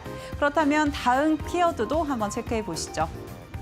네, 다음 키워드는 조선으로 잡아보도록 하겠습니다. 조선 오늘도 강한 흐름을 이어가고 있는데요. 우선 오늘 신고가 기록한 종목들도 꽤 있었습니다. 전반적으로 훈풍이 불었던 이유는 한미 협상 다시 한번 좀 이어진다라는 소식들 때문이겠죠. 오늘부터 4일간 진행이 된다라고 이야기가 나왔고요. 역시나 조선을 협상 카드로 가지고 나올 것이다라는 부분에 대해서 시장이 기대감을 갖고 있는 모습입니다. 여기에 또 전반적으로 이 리포트들이 나오면서 영향을 받아갔던 모습도 확인되고 있는데요. 있는데요. 하반기 조선주들에 대해서 더 긍정적인 전망들이 나왔습니다. 지금 이 수주뿐만이 아니라 하반기에는 정책적인 지원이라던가 실적 개선이 더해지면서 호실적 기록하는 기업들이 더 많을 것이다라는 전망들 나오면서 오늘 영향 받아갔던 모습 확인되고 있고요. 특히나 IBK 투자증권에서는 이 세진중공업에 대해서 이 수익성이 가장 높은 밸류체인을 좀 기록하고 있다라고 이야기를 하면서 지금 다른 기업보다도 PER이 낮다라고 이야기하면서 저평가되어 있다라는 이야기 나오면서 강한 상승 탄력을 받아가고 있는 흐름입니다. 오늘 26%대 강세 흐름 이어가고 있고요. HD 현대미포 오늘 신고가 경신을 했습니다. 삼성중공업 4%대 강세, HD 한국조선해양도 오늘 신고가 경신하면서 조선주 다시 한번 강한 상승 탄력 받아가고 있다는 점도 체크해 보시면 좋을 것 같습니다. 마지막 키워드도 한번 잡아보도록 하겠습니다. 네, 마지막은 자율주행 확인을 해보려고 하는데요. 간밤에 일론 머스크가 또 자율주행에 대해서 언급을 하면서 오늘 전반적으로 훈풍 불고 있는 모습이었습니다. 6월 말까지는 오스틴에 로보택시를 출시하겠다라고 이야기를 했습니다. 우선은 10대로 시작을 해서 몇 달 안에는 1000대, 내년 말쯤이면은 100만 대까지도 가능할 것이다라고 이야기를 했는데요. 차량 같은 경우는 모델 Y가 될 것으로 전망을 하고 있습니다. 이 소식에 사실 그간 로보택시 조금 지지부진하다라는 이야기들도 있었는데 다시 한번 훈풍이 불었던 모습이고요. 오늘 관련주들도 움직임 나오고 있었는데 지금 흐름도 한번 체크를 해보도록 하겠습니다. 네, 자율주행 관련주들 오늘 가장 강한 건 퓨런티어입니다. 7%대 강세 흐름 이어가고 있고요. 그 밖에 라이콘부터 스마트 레이더 시스템, 넥스트치까지 오늘 그래도 빨간불 켠 모습도 확인되고 있습니다. 다만 SOS랩 같은 경우는 빨간불 켰었는데 오늘 하락으로 좀 전환했던 모습 확인되고 있고요. 전반적으로는 장 초반 상승보다는 조금 상승폭을 줄였다라는 것들 확인해 보시면 좋을 것 같습니다. 지금까지 특징주 잡아드렸습니다.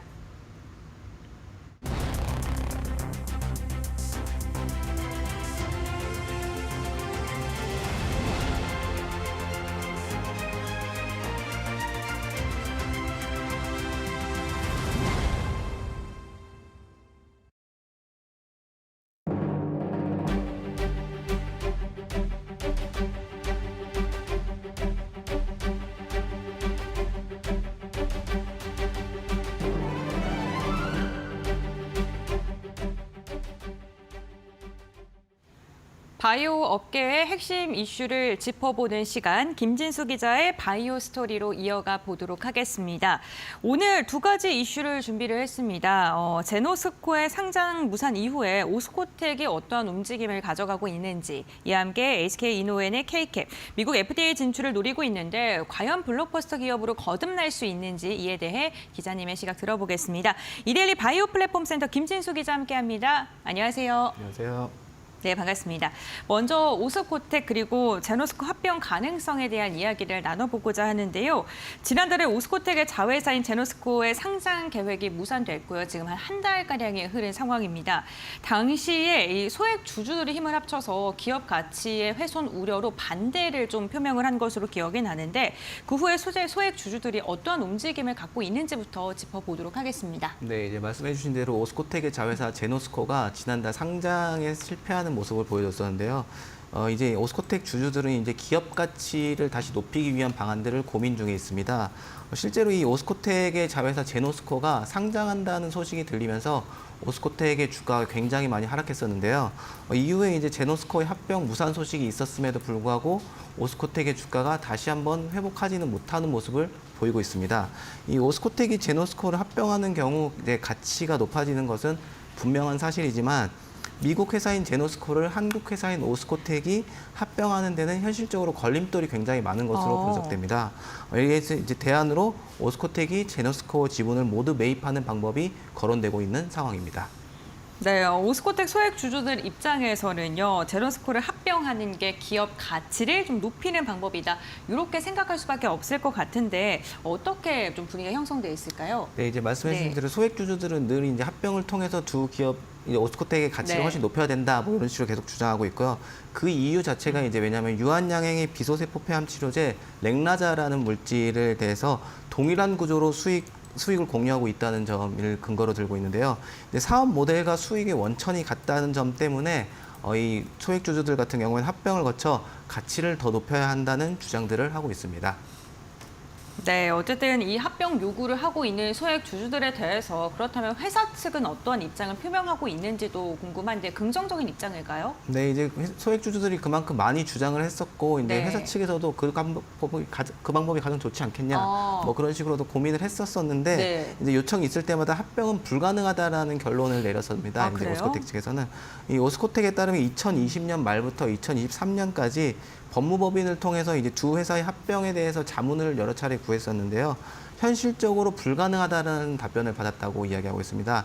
또 이제 비용적인 측면에서도 쉽지 않다는 답변을 내놓은 바 있습니다. 네, 오스코텍이 뭐 실제로 제노스코를 합병하는 것이 그렇다면 현실적으로 불가능해 보이고 좀 어려운 단계를 거쳐야 되는 것 같은데 어떤 식으로 어려움이 있을까요? 네, 이제 실제로 이제 오스코텍이 미국 기업인 제노스코를 합병하기 위해서는 복잡한 절차를 거쳐야 하는데요. 먼저 이제 양측의 이사회의 승인이 이루어져야 되고요. 네. 그다음에 주주의 동의까지 받아야 되고 이제 미국 현지 법률에 따라서 인수 대상 기업의 실사까지 이루어져야 합니다. 그 다음에는 이제 미국 연방거래위원회와 법무부의 독점 금지 심사까지 통과해야 되고요. 또 이제 미국은 바이오 기술 등을 국가 안보와 굉장히 밀접한 관계가 있다고 판단하기 때문에 우리나라 기업이 이제 미국 기업을 인수하거나 합병할 경우 미국 외국인 투자 심의위원회의 심사를 거쳐야 하는데 이 심사가 굉장히 이제 뭐 엄격한 것으로도 알려져 있습니다. 이 밖에도 이제 외환 신고, 공정거래위원회 심사, 해외 투자 신고 등도 거쳐야 하기 때문에 굉장히 법적, 제도적 이 절차가 상당히 복잡하고 시간도 오래 걸린다고 할 수 있습니다. 따라서 이제 소액 투자자들 사이에서도 뭐 합병이 가장 좋은 선택이긴 하지만 현실적으로 쉽지 않지 않냐라는 의견들이 나오는 상황입니다. 모든 절차가 통과될 것이다라는 그런 확신도 없는데 시간도 오래 걸리고 하다 보니까 현실적으로 좀 불가능에 가깝다라고 평가를 받고 있는 것 같은데요. 그렇다면 이와 비슷한 뭐 다르게 생각해 볼 만한 대안이 있을까요? 어떤 게 있을까요? 네, 이제 소액 주주들 사이에서도 네. 이제 합병은 쉽지 않다라는 의견이 나오는 만큼 대안도 이제 조금씩 나오고 있는데요. 네. 이제 제노스코를 오스코텍의 100% 자회사로 만드는 방안은 어떻겠느냐 뭐 이런 식으로 뭐 제안도 나오고 있습니다. 이미 이제 과거에 소액 주주들 사이에서도 이런 이야기들이 나오긴 했었고요. 이 제노스코의 최대 주주 같은 경우에는 지분 약 60%를 보유한 오스코텍입니다. 이어서 이제 재무적 투자자 메리츠 증권이 약 20% 정도의 지분을 보유하고 있고요. 김정근 전 이제 오스코텍 대표의 아들인 김성현 씨가 한 13%의 지분, 그리고 이제 전략적 투자자였던 유한양이 5%가량의 지분을 보유한 것으로 알려져 있습니다. 그렇다면 원래 모 회사가 자회사를 합병하는 그런 절차보다 이렇게 100% 인수를 하는 게 훨씬 더 간편한 건가요? 네, 이제 아무래도 절차적인 측면에서도 훨씬 더 간단하다고 볼 수 네. 있는데요. 이제 절차적으로 좀 설명을 드리자면은 합병 같은 경우에는 이제 두 회사를 하나로 통합하는 과정인 만큼 이제 이사회 승인과 주주총회 뭐 승인이 필수적이라고 처음에 말씀드렸고 네. 이제 이 과정에서 규제기관의 심사와 법적 등록 절차까지 거쳐야 한다는 점들이 굉장히 복잡하다고 할 수 있습니다. 이제 자산과 부채의 통합을 포함한 재무 및 세무 문제도 해결해야 될 문제고요. 반면에 이제 자회사 지분 100% 인수하는 방법 같은 경우에는 모 회사가 자회사의 주식을 전량 매입하기만 하면 되기 때문에 상대적으로 이제 뭐 간단하다고도 할 수 있고요. 모 회사의 이사회 승인만으로도 진행이 가능합니다. 주주총회 승인도 필요하지 않아서 합병 대비 절차가 상대적으로 간단하다고 할 수 있습니다. 절차를 봤을 때는 우선 합병보다는 이렇게 100% 자회사를 흡수하는 게 훨씬 더 간단하다라고 이야기를 해주신 거고 그렇다면 조직을 운영하는 입장에서도 어떠한 변화가 있는지 아니면 동일하게 진행이 될 수 있는지도 궁금합니다. 네, 아무래도 합병을 하게 되면 이제 기업 간 더 합쳐지는 것이기 때문에 네. 조직 간 뭐 변화가 생길 수밖에 없는데 네. 이제 자회사 같은 경우에는 서로 이제 다른 회사를 운영하는 것이기 때문에 독립적인 운영이 가능하다고 보여집니다. 이제 오스코텍은 그동안 제노스코와 독재적인 연구 개발 이제 플랫폼을 가지고 있으며 차별화된 전략을 펼친다는 점을 들면서 이 제노스코의 상장 당위성을 설명했는데요. 이제 따라서 이제 이런 측면에서 봤을 때 합병보다 오히려 100% 자회사가 더 낫지 않나 이런 분석들이 나오고 있습니다. 자회사 지분을 매입하기 위한 자금 조달 방식은 주식 수합 방식 등이 거론되고 있는데요. 서로의 주식을 교환하는 방식이기 때문에 오스코텍 입장에서도 현금 마련의 부담이 적다는 점이 장점이 될 수 있고요. 또 이제 아까 말씀드렸던 김정근 전 대표 입장에서도 주식 수합이 나쁘지 않은 선택이 될 수 있는 게 이제 자녀인 김성현 씨가 확보하는 지분만큼 우호 지분을 확보할 수 있고 지배력도 강화할 수 있다는 장점이 있을 것으로 보여집니다. 그럼 뭐 독립적인 회사로 운영이 되는 것도 좀 긍정적이게 평가를 받고 절차 자체도 상대적으로 더 간소하다라고 이야기를 해주셨는데 그렇다면 제노스코를 100% 자회사로 만드는 방법이 지금 바로 실현 가능한지 어떻게 바라보고 계세요? 네, 아무래도 주주 입장에서는 빨리 뭐 하면 그러니까요. 좋겠다 뭐 그런 의견을 네. 있을 수 있겠지만 이제 제노스코의 기업 가치를 일단 어느 정도로 볼 것이냐. 왜냐하면 이 지분을 매입하는데도 어쨌든 비용이 이렇게 비율이 따져야 되기 때문에 이 오스코텍과 소액 주주의 입장 차이가 좀 있을 수도 있고요. 이제 주식 스왑 시에도 아까 말씀드린 것처럼 비율을 결정하는 부분도 있고 이런 것들에 대한 논의가 이루어져야 되기 때문에 단기간에 뭐 쉽게 이루어지긴 좀 어려울 것으로 보여지고요. 오스코텍 회사 측에서도 이제 가장 우선적으로 해결해야 될 문제는 제노스코에 이제 자금을 조달하는 것이라고 이야기하고 있고요. 향후 이제 오스코텍과 제노스코의 미래에 대해서는 아직까지 구체적으로 논의된 바는 없다는 입장을 고수하고 있습니다. 네, 제노스코 상장 무산 이후 오스코텍의 주가가 조정을 받고 이렇다 할 반등을 좀 보이지 않고 있는 모습입니다. 과연 이번에 자회사와 관련된 이 가능성이 다시금 주가를 들어 올릴 수 있는 시그널이 될 수 있을지 함께 지켜보시면 좋을 것 같습니다. 이렇게 첫 번째 이슈 오스코텍과 관련된 이야기 나눠봤고 이어서 두 번째는요. HK 이노엔과 관련된 이야기 해보도록 하겠습니다. HK 이노엔의 역류성 식도암 치료제인 K캡이 미국 무대 진출을 이제 정말 코앞에 두고 있는 상황입니다. 연매출 1조 원의 블랙버스터 의약품 후보로 이름을 올리고 있는 게 바로 K캡인데 이 가능성에 대해서 사람들 좀 주목하고 있을 것 같아요. 높나요? 어떨까요? 네, 이제 HK 이노엔이 올해 안으로 미국 FDA에 이제 이 P캡 계열 신약인 K캡의 품목 허가를 신청한다는 계획인데요. K캡은 미국 무대 실적을 바탕으로 매출 1조 원을 돌파하고 이제 블록버스터 등극이 유력하다는 평가가 나오는 신약 후보 신약입니다. K캡이 블록버스터로 등극하기 위해서는 미국에서 경쟁이 불가피한 이 다케다의 보케즈나라는 제품이 있는데 이것을 넘어서야 하는 상황이고요. 이제 효과가 가격 측면에서 이제 충분히 경쟁력을 가지고 있지 않나 이런 식으로 분석됩니다. 네, 알겠습니다. 그렇다면 지금 미국에서 임상 연구 마지막 단계라고 불리는 3상 연구가 진행 중인데 데이터가 얼마큼 잘 나오고 있는지 그렇기 때문에 기대감이 커지고 있는 거잖아요. 지금 어떤 식으로 나오고 있을까요? 네, 이제 최근에 이제 HK 이노엔에 따르면 이제 미국 파트너에서는 세벨라라는 것이 이제 임상을 진행했는데 네. 세벨라가 진행한 K캡의 임상에 따르면은 이제 1차 및 2차 평가 지표를 당연히 충족했고 프로톤 펌프 억제제 대비 우월성도 입증했습니다. 이 프로톤 펌프 억제제라는 것은 피켓 계열 전에 이제 가장 많이 사용되는 의약품이라고 보시면 되는데요. 세벨라 같은 경우는 이번 임상시험 외에 추가로 진행 중인 미란성 식도염 치료의 유지요법이라는 3상 임상시험을 통해서 올해 3상 임상시험까지 올해 3분기에까지 마칠 예정이고요. HK 이노엔은 이제 4분기에는 미국 FDA의 이 미란성 식도염, 비미란성 식도 위경련 질환 적응증을 포함해서 이 K캡의 신약 허가를 신청한다는 계획입니다.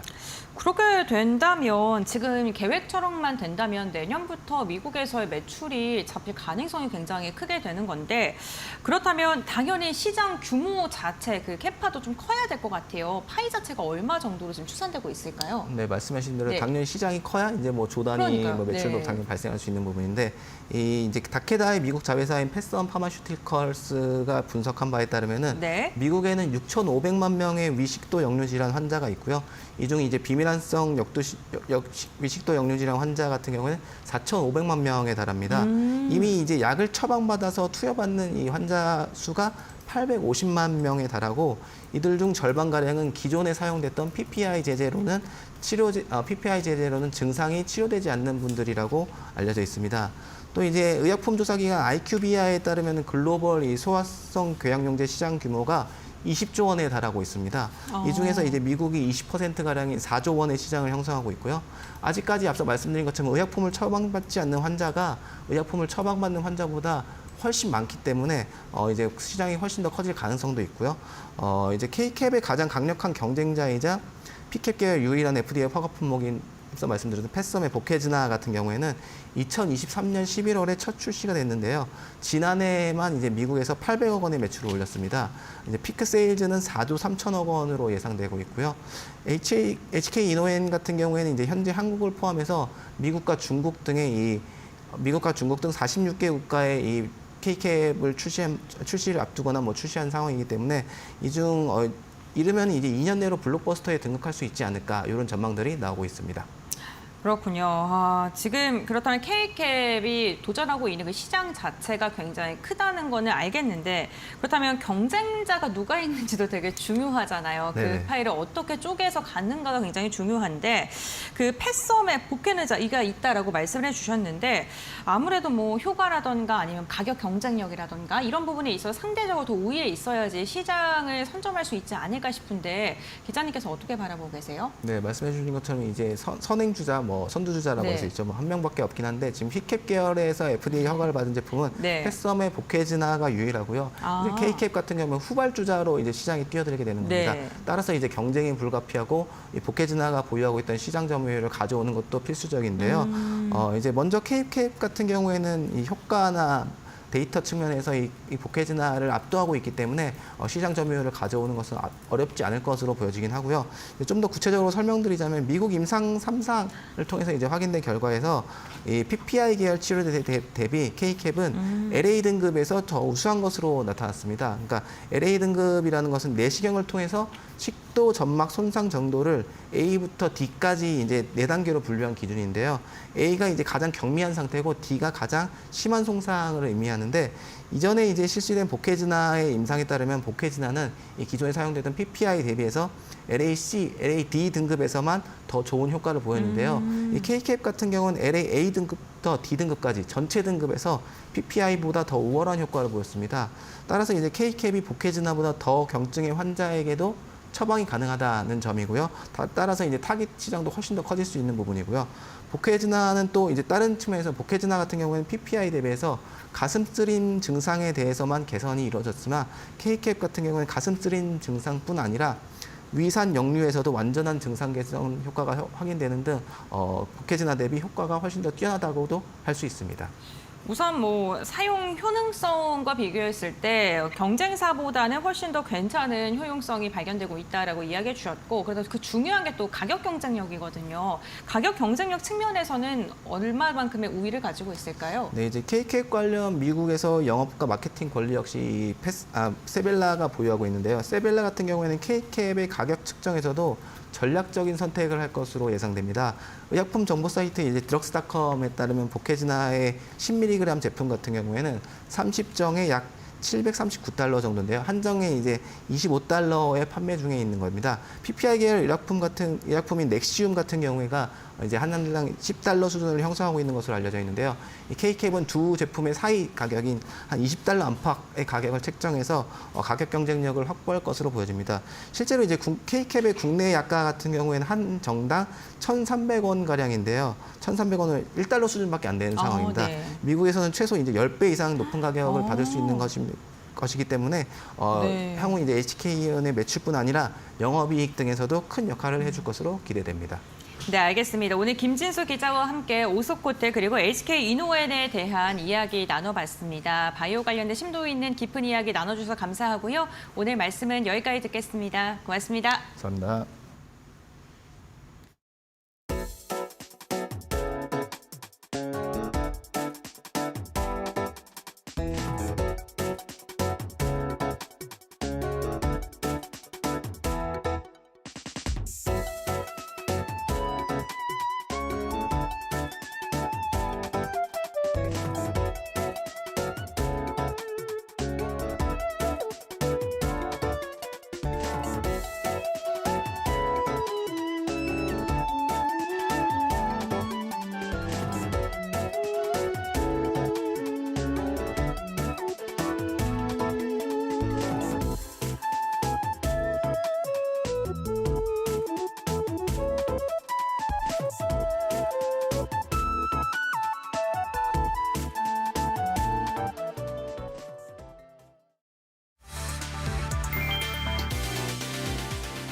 한국과 미국 정부가 상호 관세 완화를 위한 제2차 실무 통상 협의를 20일 미국 워싱턴 DC에서 시작했다.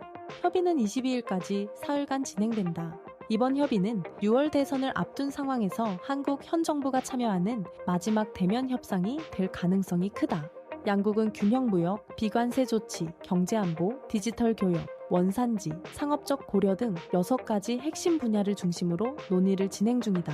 한국 측은 미국이 부과한 상호관세 25%를 낮추는 것을 목표로 하고 있다. 특히 철강, 알루미늄, 자동차 등 주요 품목에 부과된 고율 관세의 인하 또는 면제를 요구할 방침이다. 반면 미국은 관세 인하를 위해 한국이 비관세 장벽을 해소하고 미국산 제품 수입 확대 등으로 무역 수지를 개선해야 한다는 입장이다. 이에 따라 미국 측이 협상 과정에서 구체적인 요구사항을 제시할지 여부에 관심이 집중되고 있다. 한국 정부는 7월 8일로 예정된 미국의 상호관세 유예 종료 시점에 맞춰 7월 패키지 형태로 양국 간 조율안을 도출하자고 제안한 상태다. 이는 새 정부 출범 이후 최종 서명을 목표로 한다.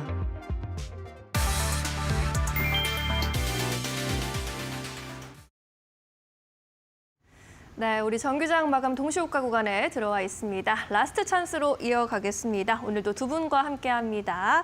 SP인베스트 이주호 본부장, SK증권 영업부 금융센터 이청원 차장 모셨습니다. 두 분 안녕하세요. 네, 안녕하세요. 네, 반갑습니다. 오늘 본부장님께서는 우리 라스트 찬스 처음 나와주셨는데 네. 오늘 시장 괜찮았네요. 어떻게 평가해 보셨습니까? 네, 일단 뭐 트럼프 정부의 뉴욕 프로젝트에 대한 기대감, 이 부분들이 지금 풍력 관련주에 이어서 지금 오늘 조선주들 상승에 기여했다, 이렇게 볼 수 있겠고요. 그리고 하나 더 말씀드리면 현지 시간 5월 20일, 그러니까 이따가 새벽이 될 건데 한미 실무 통상 협의에 대한 기대감, 이런 것까지 더해지면서 세진중공업이 결국엔 상한가로 마감했거든요. 지금 조선주들이 그냥 조선에 대한 모멘텀 때문에 상승 나온 게 아니라 지금 풍력에 대한 모멘텀이 같이 더해지면서 해양 플랜트에 대한 기대감까지 더해지면서 지금 조선주들이 신고가 랠리가 이어지고 있다, 이렇게 보시면 되겠고요. 그에 비해서 지금 CS 베어링은 오늘 쉬어가는 흐름이 나왔습니다. 그래서 이 풍력 테마가 붙은 종목군들 안에서 순환매가 돌고 있기 때문에 지금 오늘의 이런 흐름, 내일까지도 저는 이어질 가능성이 높다라고 생각해서 관심을 가지고 지켜보시면 좋을 것 같습니다.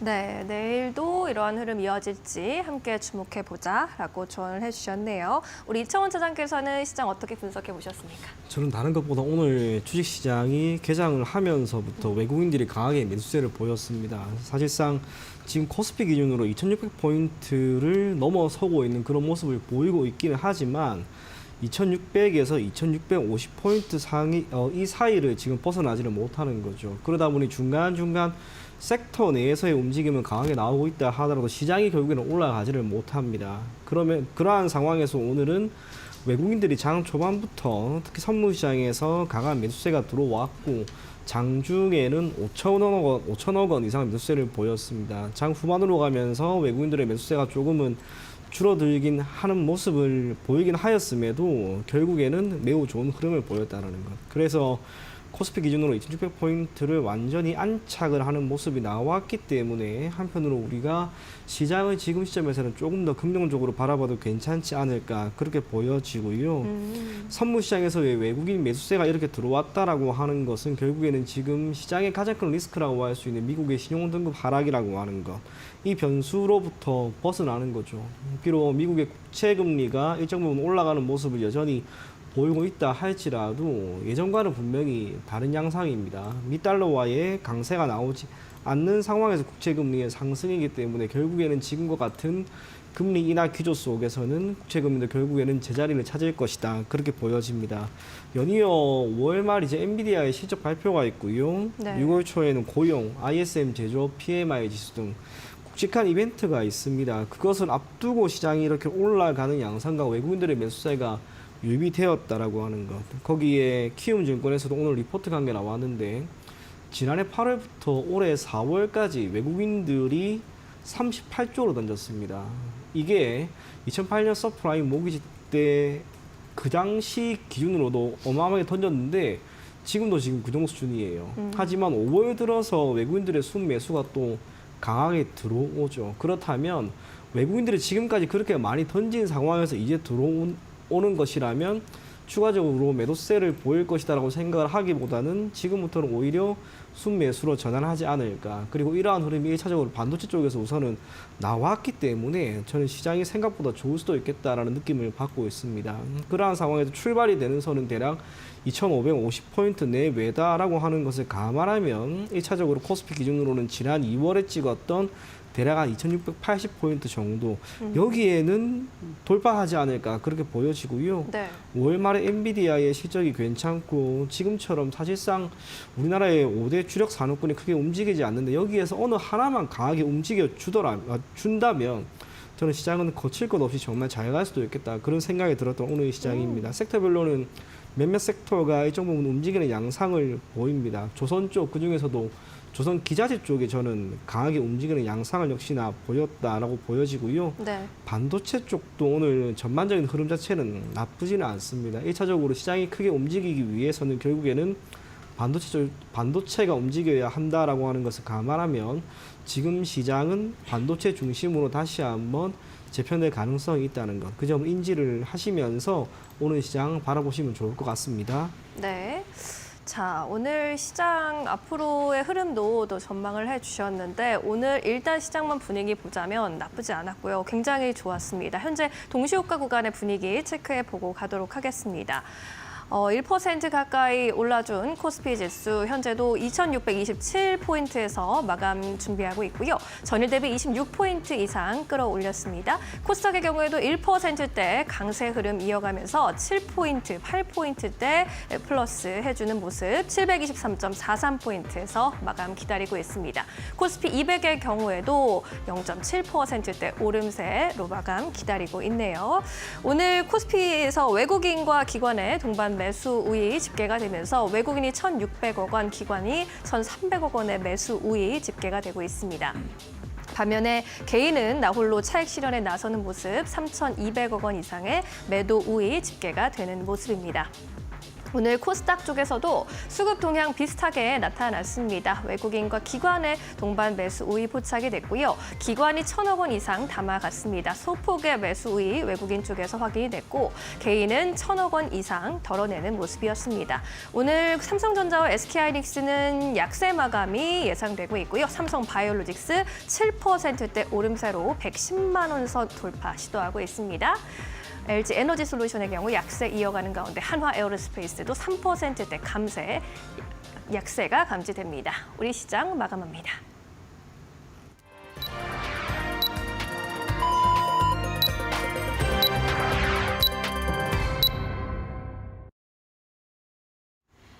네, 5월 21일 수요일장 우리 시장 마무리를 했습니다. 오늘 2160선에서 출발했던 시장의 상승세는요. 오후장 들어갈수록 굳건히 다져지는 모습이 나타났는데요.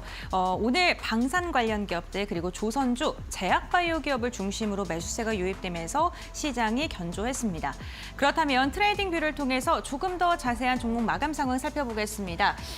오늘 하락으로 출발된 종목이 빨간색 그리고 초록으로 마감된 종목이 초록색을 그린 채 지금 색상을 보여주고 있는데요. 일단 바이오 관련 기업들의 흐름이 심상치가 않습니다. 대표적으로 삼성바이오로직스가요. 무려 7% 넘는 강세를 보이면서 마감을 하면서 지수를 견인하는 역할을 톡톡히 했고요. 하나오션과 두산에너빌리티 그리고 삼성중공, 현대로템과 같이 방산, 원전 그리고 조선 관련 기업들이 힘을 내줬습니다.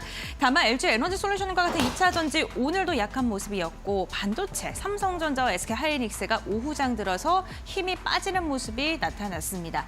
전반적으로 상승하는 종목이 더 많은 것으로 확인이 되고 있는데 보합권대에서 마무리한 종목들도 많은 것으로 살펴지고 있습니다. 다음으로는 코스닥 함께 살펴보시죠.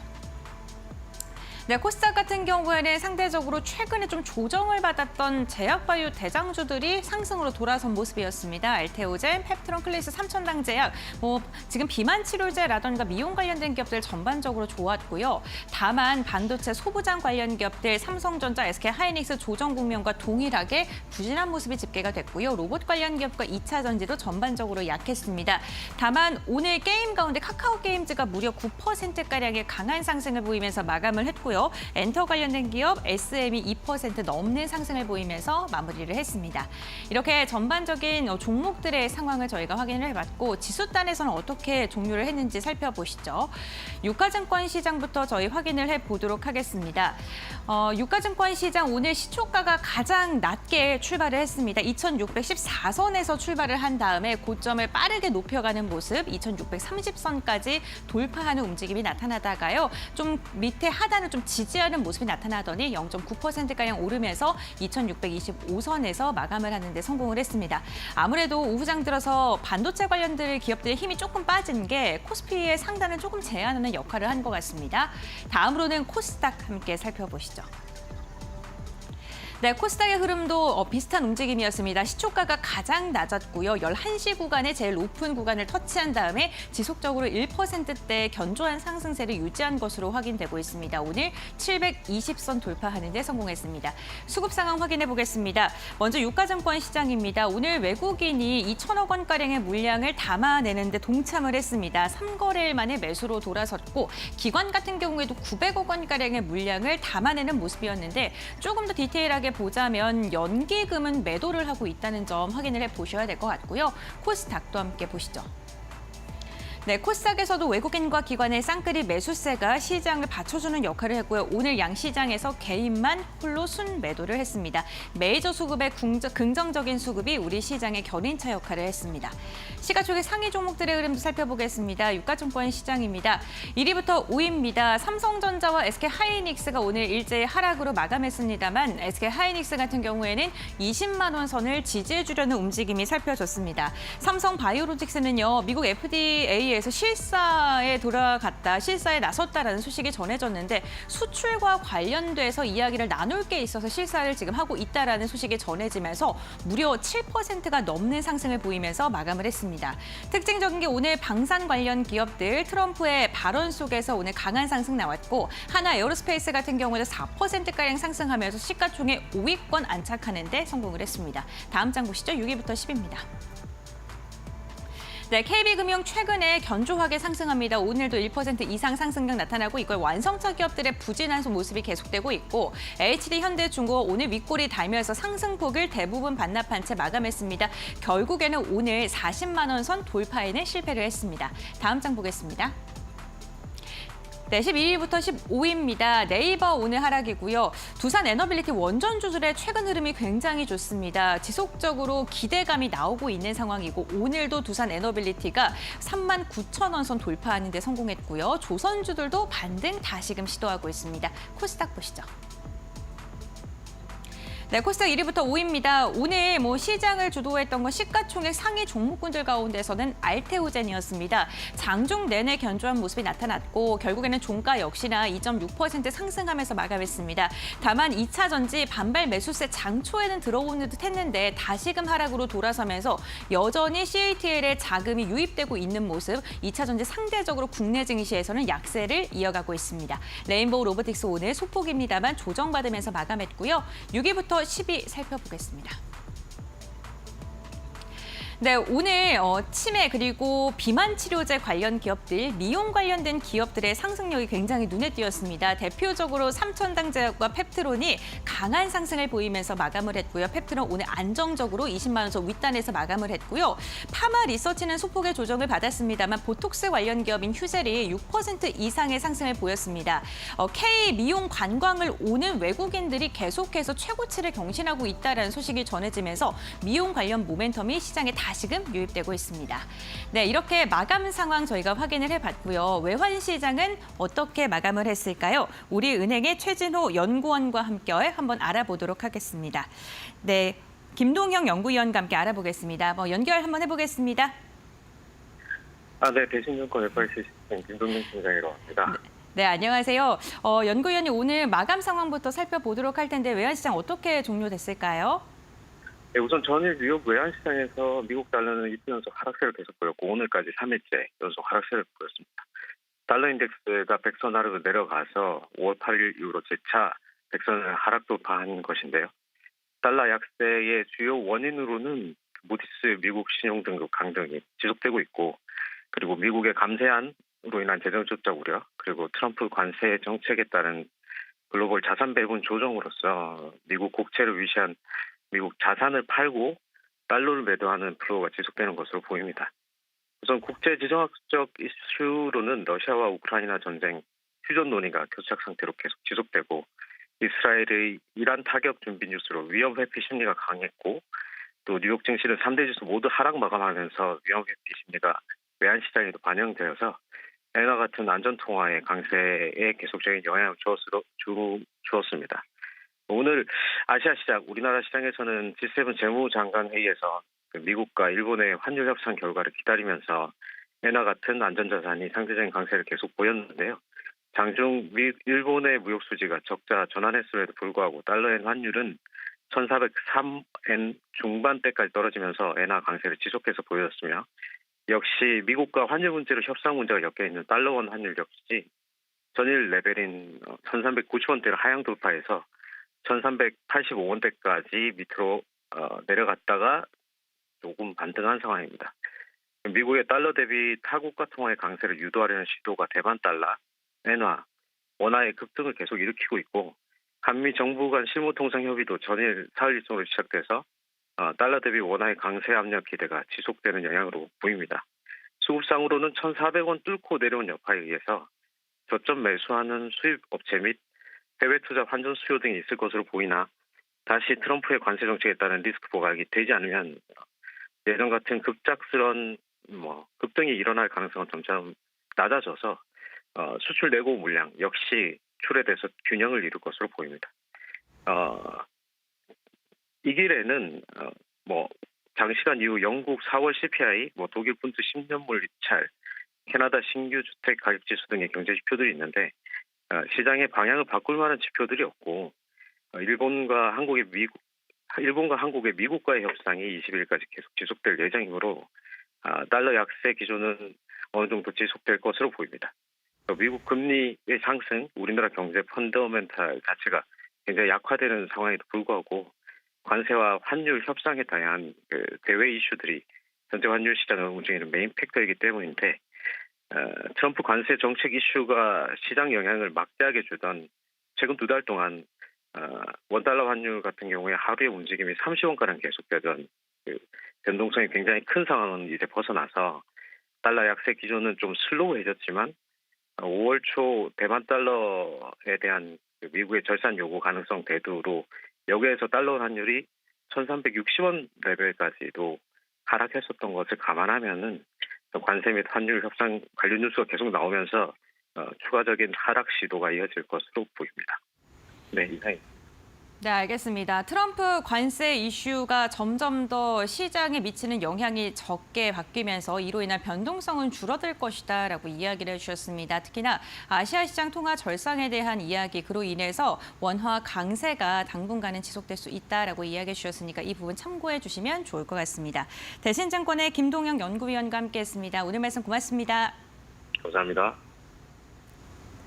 네, 양시장 기분 좋은 상승불 견체 마감한 수요일장이었습니다. 오늘 업종별로도 상승한 업종 훨씬 우세했습니다. 제약바이오, 우주방산, 조선테마 주인공주로 움직였고요. 금융, 건설 쪽까지 분위기 골고루 좋았습니다.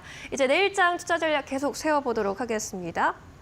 우리 본부장님께서는 어떤 포인트 잡고 보는 게 중요하다고 생각하고 계십니까? 네, 오늘 사실 이 2차 전지 얘기를 좀 안 할 수가 없을 것 같은 게 사실 어제만 해도 좀 반등이 나와서 많은 분들이 이제 좀 반등 나오지 않냐 이렇게 생각을 하셨을 거고 오늘 장 초반만 하더라도 좀 반발 매수에 기대해 볼 수 있겠냐 이렇게 생각했는데 지금 일부 종목군들만 상승이 나오고 셀업체 같은 경우는 다 하락이 나왔습니다. 그래서 제가 봤을 때는 지금 그나마 좀 상승이 나와주고 있는 게 전고체 배터리라던가 이러한 그런 기대감이 있는 쪽만 지금 상승이 나오고 있고요. 오히려 셀업체 쪽은 오히려 하락이 나오는 모습들. 그래서 많은 분들이 지금 일론 머스크의 약간 정치 후원을 대폭 축소함에 있어서 지금 2차 전지주가 반등이 나올 것이 아니냐 이렇게 생각하실 텐데 여기서 지금 계속적으로 저점을 깨고 있는 상황이기 때문에 섣부르게 좀 반발 매수를 기대하고 접근하시기보다는 2차 전지는 오히려 좀 모아가시는 전략 세워보시는 게 좋을 것 같고요.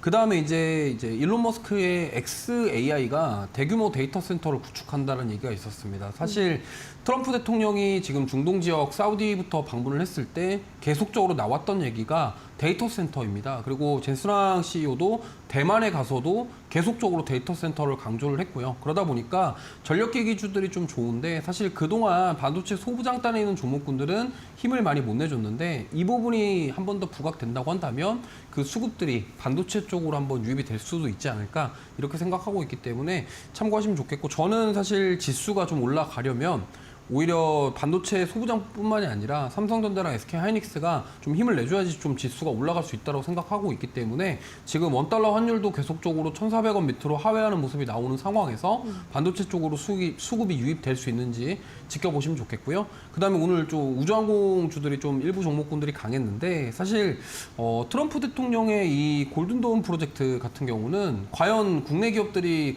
직접적으로 관련 있는 기업들이 과연 몇이나 될까 생각해 보면 약간 글쎄요라는 생각이 들거든요. 그렇기 때문에 일부 종목군들이 뭐 관계성으로 인해서 좀 기대감으로 상승이 나왔습니다만 빠르게 차익 매물이 나올 수도 있다는 점을 염두를 해 두시고 좀 종목 옥석 가리기가 필요하다는 말씀을 좀 드려보도록 하겠고요. 그다음에 이제 계속적으로 잘 가고 있는 신재생 에너지인데 지금 이제 원전부터 시작을 해서 원전, 태양광, 풍력 계속 순환매가 돌고 있는 상황에서 지금 5월 23일 금요일 날 대선 토론회가 또 있습니다. 거기서 또 신재생 에너지와 관련된 메시지를 대선 후보들이 던져준다고 한다면 또 관련 종목군들이 좀 상승이 나올 수가 있기 때문에 지금 가장 큰 특징은 원전, 태양광, 풍력, 그다음에 조선까지도 갔다. 그럼 이 안에서 관련성 있는 섹터 안에서 순환매가 계속 돌 수 있기 때문에 후속 종목군들 잘 체크하시면서 대응해 보시면 좋을 것 같습니다. 네, 업종별로 전략 세우기 도와드렸습니다. 이청원 차장께서는 어떤 포인트 잡고 가는 게 중요하다고 보고 계실까요? 저는 다른 것보다 코스피가 우선은 최대한 이런 시점에 앞서 이야기드린 2680포인트를 넘어가야 한다고 봅니다. 그러면 안착하기 위해서 필요한 것은 외국인들의 매수세입니다. 그래서 내일 섹터에 대한 움직임은 또 한번 결국에는 나올 겁니다. 순환매 장세니까. 하지만 외국인들이 내일 한번 우리 시장에 다시 한번 유입되는지, 그리고 만약에 그렇게 유입이 된다면 그 규모가 어느 정도 되는지, 그걸 여러분들이 내일 시장에서 꼭 체크하면 좋을 것 같습니다. 네, 외국인 수급 지속적으로 체크해보자라는 조언 전해주셨습니다. 자, 그럼 이제 내일 시장에서 주목해볼 만한 종목으로 넘어가 보겠습니다. 시초가 달에서 공략을 해본다면 어떤 종목을 선택해 보시겠습니까? 네, 저는 오늘 이제 해상풍력의 연장선이 될 수 있는 해저 케이블과 관련된 LS 마린 솔루션 가져왔는데요. 네.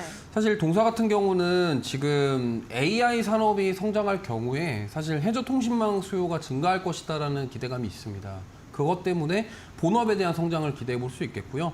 그리고 지금 보면은 LS 그룹이 사실 동해안 HVDC 프로젝트에 대해서 합류를 했고 사실 LS 일렉트릭이 그에 대한 수주를 했기 때문에 LS 그룹주들 전반적으로 이 관련 수혜를 받을 가능성이 높고 특히나 서해안 쪽의 에너지 고속도로 그리고 해상풍력 특별법 통과 그리고 지금 대선 후보들이 주장하고 있는 신재생 에너지와 관련된 부분들 특히나 해상풍력과 관련돼서 이 해저 케이블 사업이 같이 연결될 가능성이 저는 있다고 생각하기 때문에 만약에 지금 풍력 관련주들에서 지금 조선으로 갔다가 그 다음에 또 어디로 갈까를 생각해 보면은 이 해저 케이블이라던가 이런 전선 전력 이런 쪽으로도 다시 한번 순환매가 돌 수 있다고 생각하기 때문에 저는 공략해 보시면 좋을 것 같고요. LS 마린 솔루션 같은 경우도 올해 들어와서 정말 시세가 많이 나왔습니다. 특히나 4월부터 빠른 기간 동안 시세가 많이 나왔는데 아직 저는 조금 더 볼 수 있다라고 생각을 하고 있고 지금 2만 원대 위로 올라오면서 약간 횡보하는 모습이 나오는데 여기서 한 번 더 추가 시세가 나오면은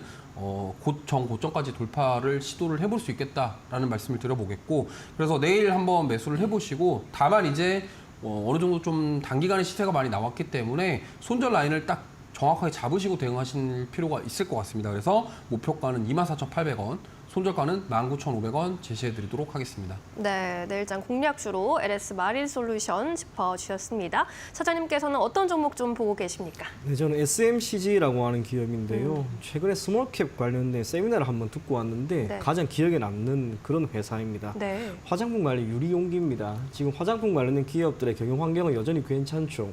1분기 때 실리콘투도 그랬고 API도 그랬고 사실상 실적이 잘 나왔습니다. 그렇다면 이러한 화장품을 담을 수 있는 용기에 대한 수요와 여기에 대한 실적도 나아지고 있는 그런 상황이다라고 하는 것을 우리가 확인을 할 수가 있습니다.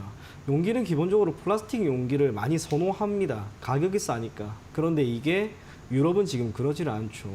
플라스틱에 대한 제재가 조금씩 강화되면 강화될수록 플라스틱 용기 가격은 올라가게 되고요. 생산 단가도 올라갑니다. 그러다 보니 지금은 펌텍코리아라고 하는 기업에서도 직접적으로 이야기를 했는데 유리용기와 플라스틱 용기의 가격 차이가 별로 없습니다. 그렇다면 앞으로는 친환경 정책이 조금 더 강화된다는 가정 아래 우리나라에서도 유리용기에 대한 수요가 더 늘어날 것이다라고 보여집니다. 이걸 생산할 수 있는 기업이 거의 없습니다. 그중에서도 상장사 기준으로 사실상 동사를 비롯해서 대략 3개 정도밖에 없는데 그중에서도 현재 24시간 1년 365일 용해로가 계속해서 돌아가는 기업이 SMCG입니다. 실적이 1분기 때도 나름대로 괜찮게 나왔습니다. 영업이익률은 7.6%. 하지만 2분기가 매우 기대가 됩니다. 1분기 때 보였던 영업이익이 10억 원이었다면 2분기 때는 25억 원 수준까지 늘어날 것으로 보여지고요. 영업이익률은 14.3%. 하지만 이후에 30%까지도 지금 전망이 이어지고 있습니다. 덕분에 지금 주가가 좋은 거죠. 주가를 멀티플 20배 정도가 측정이 되어서 대략 7,500원 이야기를 하고 있는데요. 마찬가지입니다. 7,500원 정도를 목표 가격으로 조금 잡고 여러분들이 가보시되 손절 가격은 5,000원 제시해 드리도록 하겠습니다. 네, 좋습니다. SMCG에 대한 자세한 의견 전달해 주셨습니다. 자, 이제 내일 시장 한마디 듣고 이 시간 마무리해야 할 것 같습니다. 먼저 본부장님, 내일장 한마디 간략하게 해주신다면요. 종목 장세가 너무 지속되고 있기 때문에 각계전투라고 말씀드리겠습니다. 각계전투. 개별 종목 장세가 계속 이어지다 보니까 이슈나 뉴스가 있는 종목군들 안에서 정말 옥석 가리기가 중요하고요.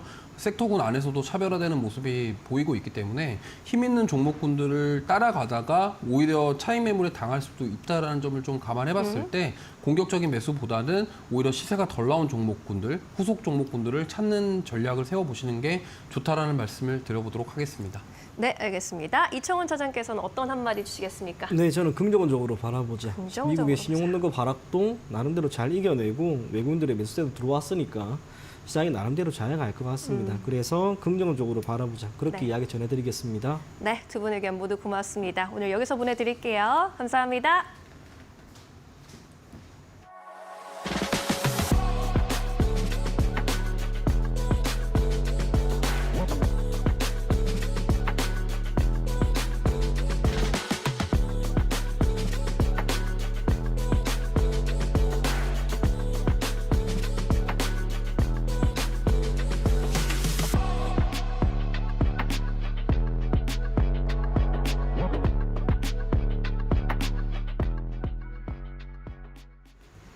오늘 저희가 준비한 소식은 여기까지입니다. 네, 시청해주신 여러분 정말 고맙습니다. 오늘도 내일도 파이널 샷.